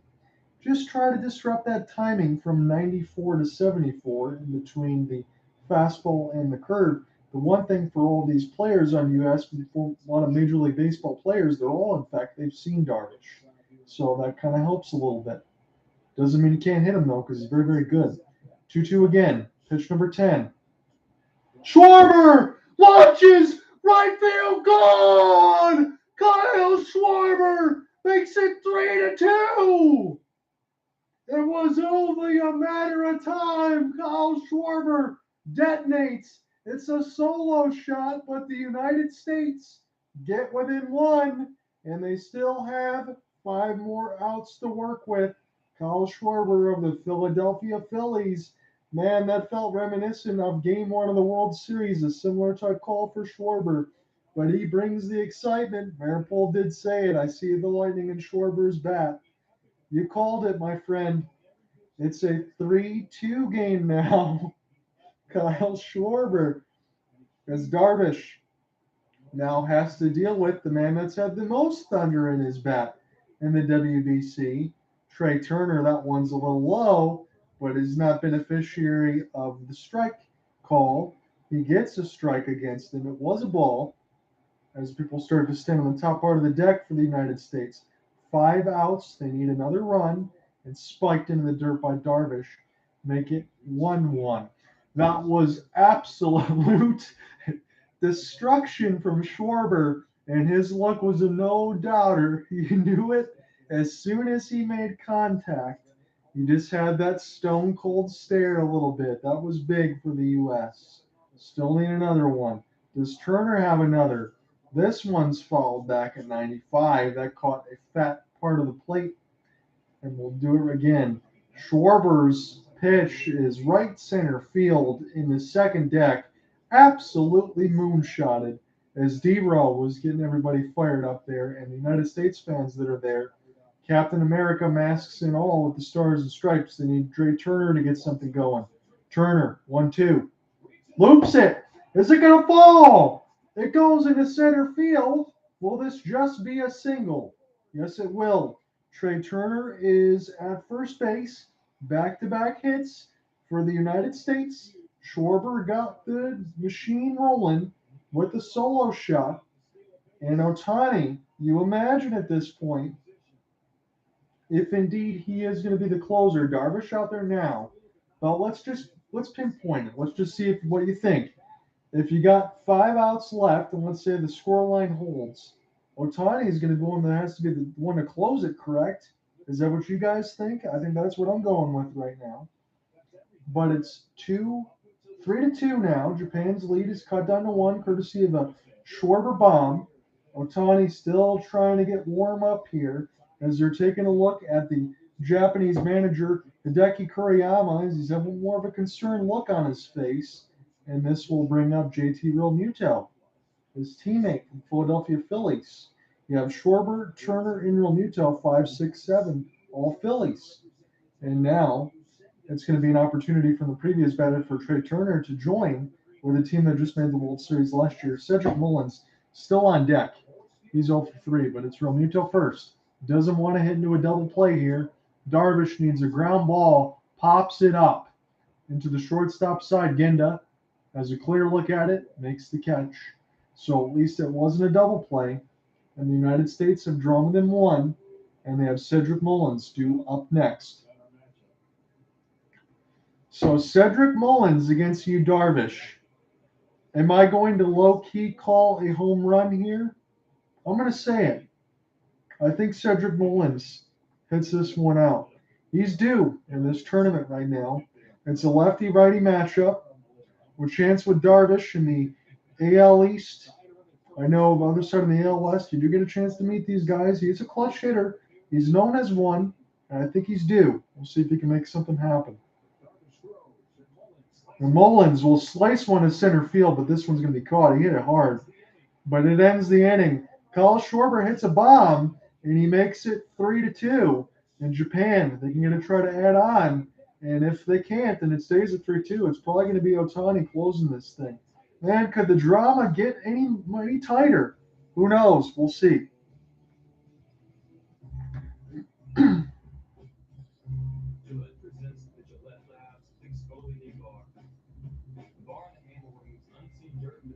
Gets in the way of the blades. For effortless shaving in one efficient stroke. All with a lifetime warranty. And if you want to keep the beard, you can get it to Gillette. I'll make sure I grab my charger here so I get my phone plugged in. And style for your best beard. Gillette, the best beard you can get. Target's on site. Refund? No. Do you have the assets? It's all here as we discussed.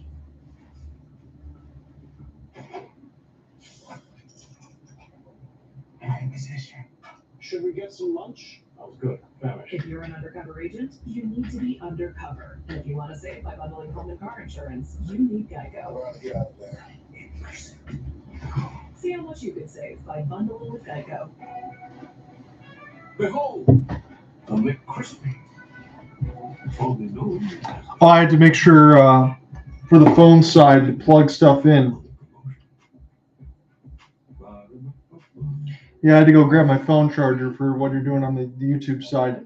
Just for the phone charger for Twitter Spaces to make sure anyone else that's listening in, because I know we still have someone on that end. I don't want them to be lost on that side and then I'm gone because I forgot to plug in my phone. So when we get closer, we will get that going. Because I'm at 29%. I think that's going to hold all the way through.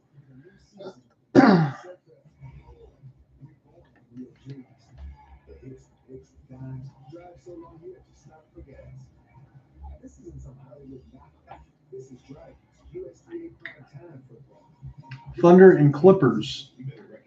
Let's see what that score line is. I know we have a lot of other sports that are going on right now.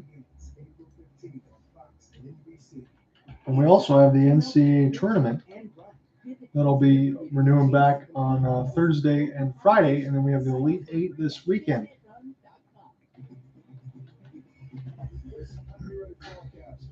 I don't think anything's going to recapture the magic of Fairleigh Dickinson and Purdue. I can't believe the 16 and the 1 again. We never had that in the history of the tournament. But then again, we had 2 in the last 5 years. I know technically 4 because we lost them because of COVID.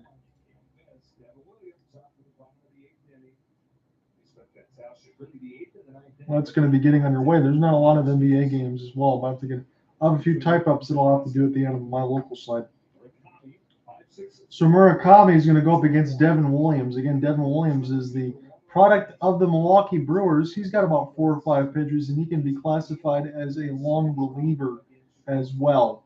So he's got a series of pitchers he can use, and he's going to have to get through Murakami in batting number 5 right now. I'll flip back into my order. So Munetaka, Murakami, Akamoto, and Yamada, 5, 6, and 7 for Team Japan will be due up next. Again, they have last at-bats. Should the United States tie this, they are the designated home team at Lone Depot Park right now in Miami.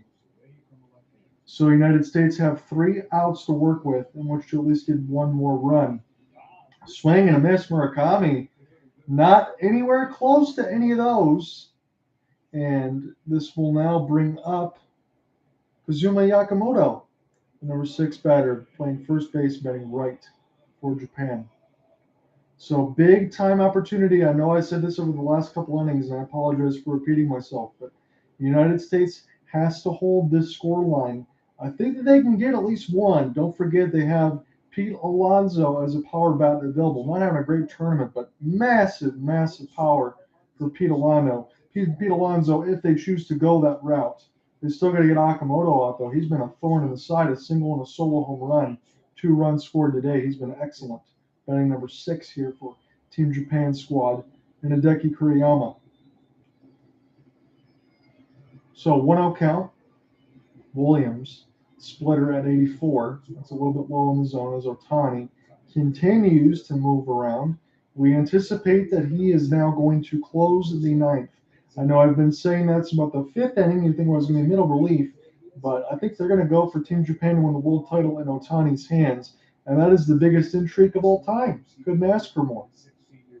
Because this is a fastball just on the left side of the black. Make it 2-1 now against Okamoto. He said his first experience as a manager made him think about the impact that his dad. Yeah, he's wanting those lower pitches, no doubt about it. He's making sure that this can't be golfed at the ballpark. In on the hands, beautiful pitch there. Got Okamoto to go after it. Now make it 2-2. Appreciate everybody jumping in and out of the Twitter Spaces side. I know it's been active. It's been active on the YouTube side of the Mirror Poll with me, keeping me company with the comments. As always, I appreciate it, my friend. As we knew it was going to be a long broadcast, but it should be an exciting one.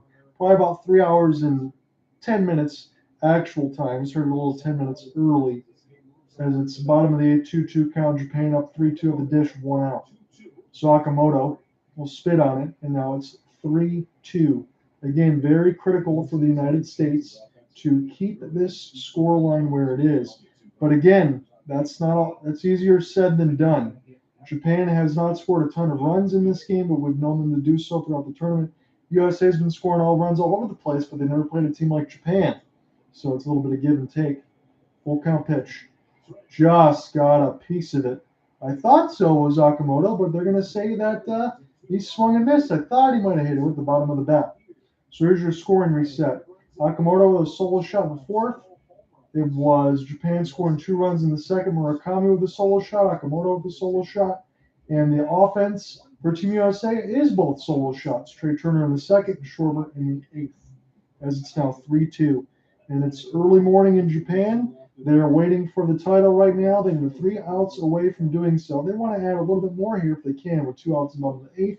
But it could likely be Ohtani in the 9th for all the marbles. And if you could sign me up for that, if you could guarantee that when we were going to this tournament months ago, I think all of this would be tuned into it. Tetsuya Yamada, walking to 6 in the stolen base. He's 0 for 2 right now. Yamada batting 7th. Here for Team Japan, Williams trying to get out of this and make sure there is no damage. He's had a clean 8th inning so far, but his 2nd pitch is 2-0 as it's a fastball up high. Should Yamada reach, should be Sosuke Genda, the lefty, playing short today.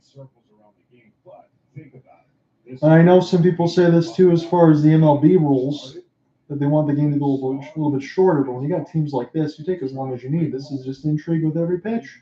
It's been a great game. 2-0 for Yamada. Williams set to deliver pitch number 12. He gets a leg kick and a fastball just below the bottom part of the strike zone, just on the belt. And now it's 2-1.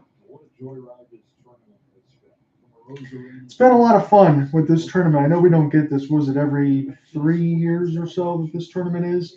And then next we could go right into the Major League Baseball season. As Yamada gets the same pitch in the same spot. That's an absolute dot there from Williams. Instead of 91 miles an hour, now it's 93. Make it 2-2 count. Yamada could essentially be the last time that Japan steps up to the dish if the United States cannot score another run. They do have last at-bats. This is a splitter that is down and make it 3-2. Full count pitch up coming here for Yamada. Again, should he reach, will be Sosuke Genda, 8th.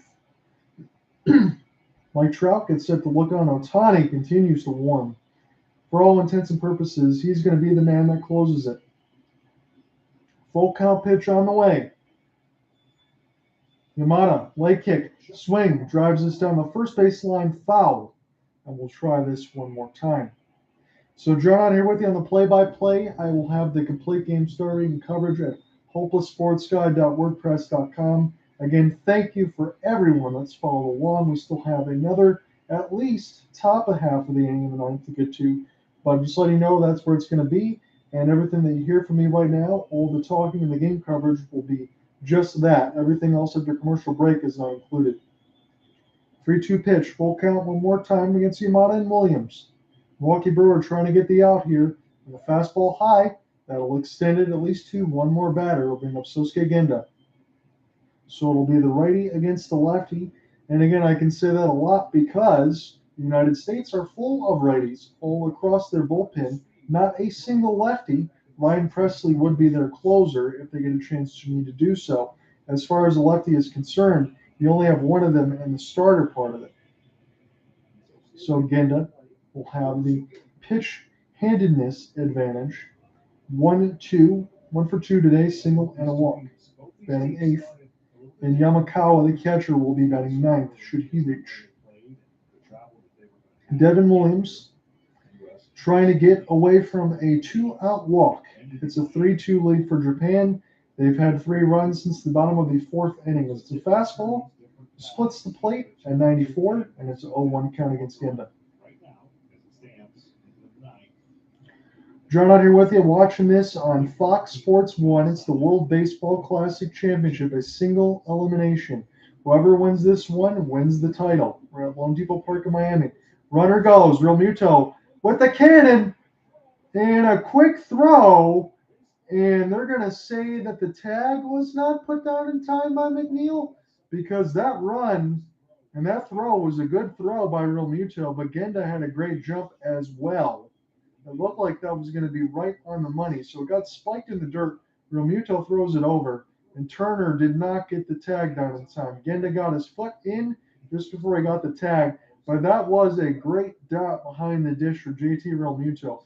For a ball that was spiked in the dirt at 85, he absolutely came up throwing a ripper, but that was a great steal by Yamada. And again, Japan, they're the only ones that have had stolen bases in this game. That is their second. So they're just showing this again here. Nothing wrong with Realmuto's throw. That is right on the money. But Genda able to get his left foot in first. And Japan has a runner at second. And again, Genda gets a single here. This could be a 4-2 game. And you got Ohtani in the top of the ninth. I mean, that could be absolutely over. I don't think Ohtani is going to be scared of the moment. I think this would be an absolute lock. But you never know. 1-1. Splitter in the dirt, and he offered at it, did Genda. No reason to get a little bit out of the comfort zone, but it's now 1-2 count. Ohtani wiping the sweat off his brow as the camera continues to pan on him on the FS1 side. Now they're panning between Betts, Trout, and Ohtani. 1-2. Williams. Still got to get out of this here. There's a runner at second. That's Yamada. A single probably scores him. Genda takes a look at the dirt. Is another good stop by JT Realmuto. And now it's 2-2 count. 21 pitches upcoming here for Devin Williams. Again, he's a long relief. He's normally used as a setup man for the Milwaukee Brewers. 7, 8, and 9. Can do any sort of those things. Also has 5 different pitches. Critical at bat here. Could be Japan's last opportunity if USA doesn't tie this score. It's 3-2 Japan to add runs. Williams, cue shot. And this is going to be an easy throw over to first base from Arenado. And it's up to the United States now. They got to get 1 run. But they only have 3 outs left to do so. And I think Ohtani is going to sit to close this out. It's McNeil, Betts, and Trout. And we will get Ohtani and Trout in the final at-bat. My goodness.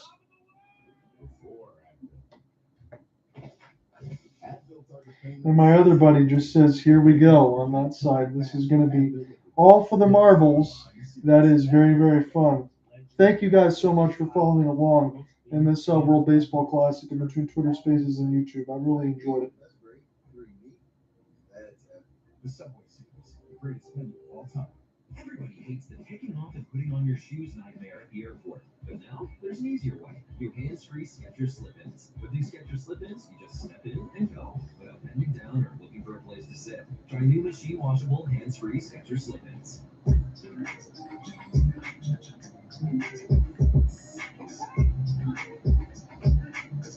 Saturday, baseball bets are showing up on Fox. The biggest games on the best day of the week. Fox Saturday baseball returns April 1st. Guys, feeling tired, getting soft, growing old?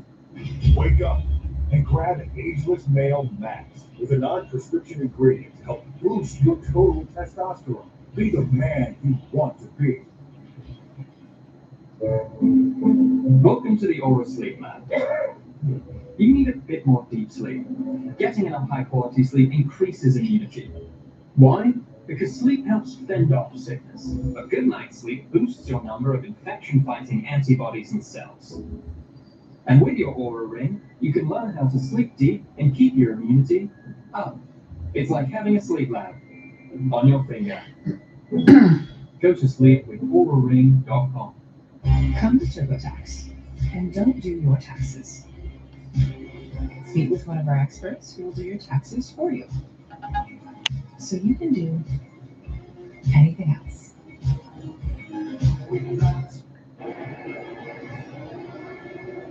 So here we go. The dream scenario, the dream matchup, and within that dream matchup, the dream scenario. Shohei Ohtani out for the ninth inning. 9-1-2 coming up to the United States in a one-run game. That's Jeff McNeil, Mookie Betts. So here we go, ladies and gentlemen. This is it. This ride has taken us all the way. This is it right now, officially for the recorder's side. It's Ohtani. He's set to close it here for Team Japan. United States needs a run. It's Jeff McNeil at the dish right now against Shohei, and then Mookie Betts and Mike Trout. This is exactly what everyone else thought would happen, and Mike Trout very well could be the one that could be the last out for Team Japan to win it, or the one to actually send it home. So this is going to be a lot of fun. So my friend is saying, well, in that case, since I have to call the game, I hope it goes 6 more hours so I lose my voice. So yeah, thanks for that. It's always a long time calling a baseball game. I know he's kidding on that side, but he's also not kidding about wanting to make this game longer.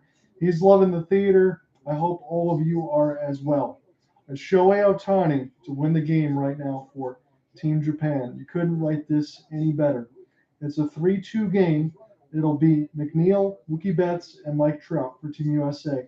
If they can't score another run, it'll be game over. And if they do, last at bats will be for Team Japan, as they are the designated home team of Lone Depot Park tonight. So this is going to be a lot of fun. He hasn't closed a game in the big leagues, but he's going to do it now to be the hero for his country, Team Japan. Jeff McNeil, he is going to be the man now to start it off. His first plate appearance was a walk for the New York Mets. He's batting ninth, and then we will go to the top of the order. So Ohtani, good set to look at on the dish. Man, I feel like I'm sweating. My goodness. So it's Ohtani. As I see some of the Japanese flags all over the place, I'm just starting to feel the heartbeat now.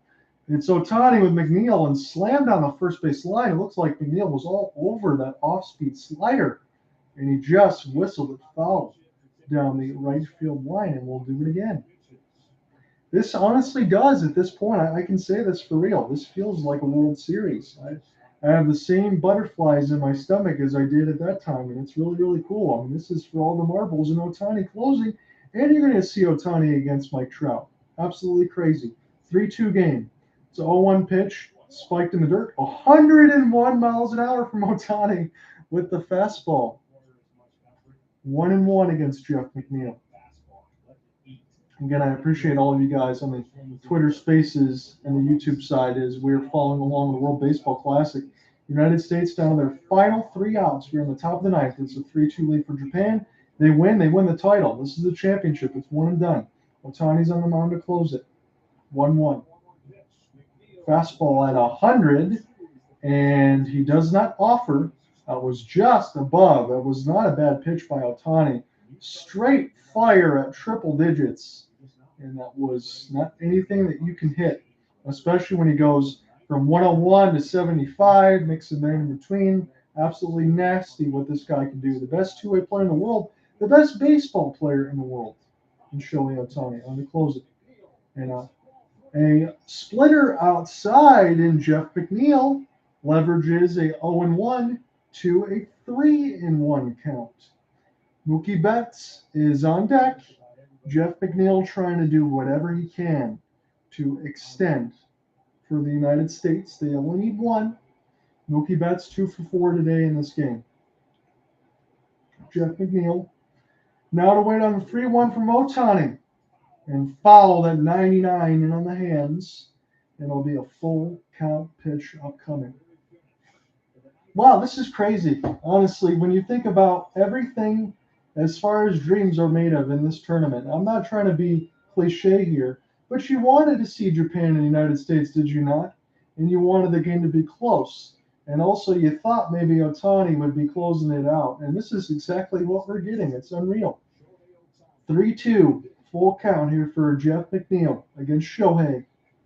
The World Baseball Classic final. Ohtani, shot for McNeil down the first base line, just foul, and we'll set it up again. Full count here for McNeil. McNeil is one of those guys, and maybe I'll jinx him by saying this, he does not strike out very often. He puts back the ball. He's a 300 type hitter. He plays a little bit of everywhere in the infield. He knows the moment. The one thing I will say about this, between all the players in the United States, they're all Major League Baseball players. They've seen Ohtani many times, just like they saw Darvish. Schwarber hit the home run off Darvish. So it is possible, but when Ohtani's got 7 different pitches he can throw from 101 to 75, it's tough. Ball 4! Jeff McNeil draws his second walk, and Mookie Betts up to the dish. No, 1 on and no out. Ohtani, the 4-seamer, just missed at 99. Good call by the ump. That was not a friendly one. That was definitely a ball. Just a little bit low, about 3 or 4 feet. Ohtani wants to call, but it was the right one. So maybe a pinch runner. Bobby Witt Jr., he's one of the fastest men. That's my friend Nick Edwards. That's his guy from the Kansas City Royals. Witt's got the speed. So Bobby Witt Jr. is now the pinch runner for the United States as Jeff McNeil has drawn his second walk. This will leave up Mookie Betts. In the situation right now with Bobby Witt Jr., this probably puts it out of a double play situation. But if you're Witt, you better watch out for that throw over from first. Perfect pitch from Ohtani. Right on the black, top left corner. It's 0-1 against Betts. But this should put you out of a double play situation because if you're looking from a 0 to 100 scale for speed as far as Bobby Witt Jr., probably in the 95 percentile on that end. He's really damn fast. So Ohtani gets set to go for pitch number 9.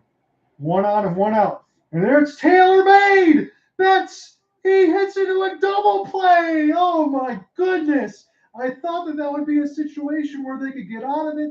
They did not send the runner, and Mookie Betts hits into a double play, and this leaves it up now to, man, that was tailor-made. That's what my friend Dustin Hall said. That's awful. Tailor-made double play. Wonderful for the Japanese fans. Now it leaves it up to this, Angel versus Angel. Mike Trout against Shohei Ohtani. Can Trout at least extend this game? He doesn't need to hit a home run, but he's got to hit something. And if he can't, Shohei Ohtani can close it for Team Japan. And everybody in the world is watching this moment right now. Splitter down in the zone. Boy, oh boy, I can't believe that for Mookie Betts. That was as tailor-made as possible with Bobby Witt Jr. at first with the pinch runner. He did everything he could do if you're Mark DeRosa there. He just executed the pitch to Ohtani. 1-0 against Trout. Trout swings at 100 miles an hour, and he swung right through it. Ohtani makes it now 1-1 in the pitch count. Mike Trout versus Shohei Ohtani. Teammate versus teammate. It all comes down to this. If he gets out, Ohtani will win this one for Team Japan. They'll have the scoreline hold up since the 4th inning. Trout takes 100. Ball 2. 2-1 count now for Mike Trout against Shohei Ohtani. I can't believe what we're watching right now. Honestly, it amazes me. You could ask for it, but you didn't expect it. Ohtani and Trout, two of the best going mano a mano, and teammates. 2-1 for Trout. Ohtani rocks and delivers. And 100 miles an hour again for Trout right down the middle. And he can't catch up to it. Could this be it? Shohei gets the strike. He needs one more of any variety. And Trout takes the luck. Do you feed him the gas again? Trout's been late. Is he going to be able to cheat a little bit? And if he cheats, do you give him the 75-mile-an-hour lollipop where he goes right out in front? This game has been spectacular so far. 2-2. And this is spiked in the dirt at 102 from Ohtani. And now we go to bases loaded. Not bases loaded, my fault. Full count, 2 outs. I'm getting ahead of myself. Full count, 2 outs. Trout is the last hope for the United States. Bases are empty. Japan's up 3-2. Ohtani gets one more strike. Any more out here, it's over. Japan wins the world title. It's Ohtani versus Trout. All comes down to this. 3-2 pitch. On the way from Ohtani. Swing and a miss! Team Japan wins the World Baseball Classic. Ohtani being bombed to the mound. Japan wins. Ohtani closes it. What a game this was. And I'm glad that we could cover it. Trout strikes out from Shohei Ohtani, teammate to teammate. What a wonderful moment this was. What a tournament this was. We expected Team Japan to probably win this one. The United States gave them a fight. Kyle Schwarber gave them a scare. But it's going to be a situation where 0 for 7 with runners in scoring position. That's going to be the undoing for Team USA. What a game. They win the 2023 World Baseball Classic, and Ohtani gets the save. Japan wins the title 3-2. John out here with you on the call. It's been so much fun. Thank you to everyone who's joined in on between the Twitter space and the YouTube side. That was absolutely theater and spectacular. Ohtani closes it out. Japan wins the World Baseball Classic. You felt like they would be favored, but you didn't expect. Maybe you did, maybe you didn't. In the sense of Ohtani and Trout being in the 9th inning and meeting up. What a game this was. I'm glad we broadcasted it because honestly, you may never see anything else like this again. And I will tell you this, as far as viewership, baseball records, and everything else, this is probably going to be one of the most viewed sports of all time of any event. You know, everybody else in Japan was watching it. They're celebrating early in the morning on Wednesday, and I'll be closing out 10:45 Eastern Time. Shohei Ohtani gets the save, and Team Japan wins this one 3-2. We will catch you guys next week when I'm back on the broadcast. I'm going to celebrate the birthday tomorrow with the fiance. See you soon. Guys, thank you, and we will talk to you. Appreciate it. Listen, I've run out of words for Shohei.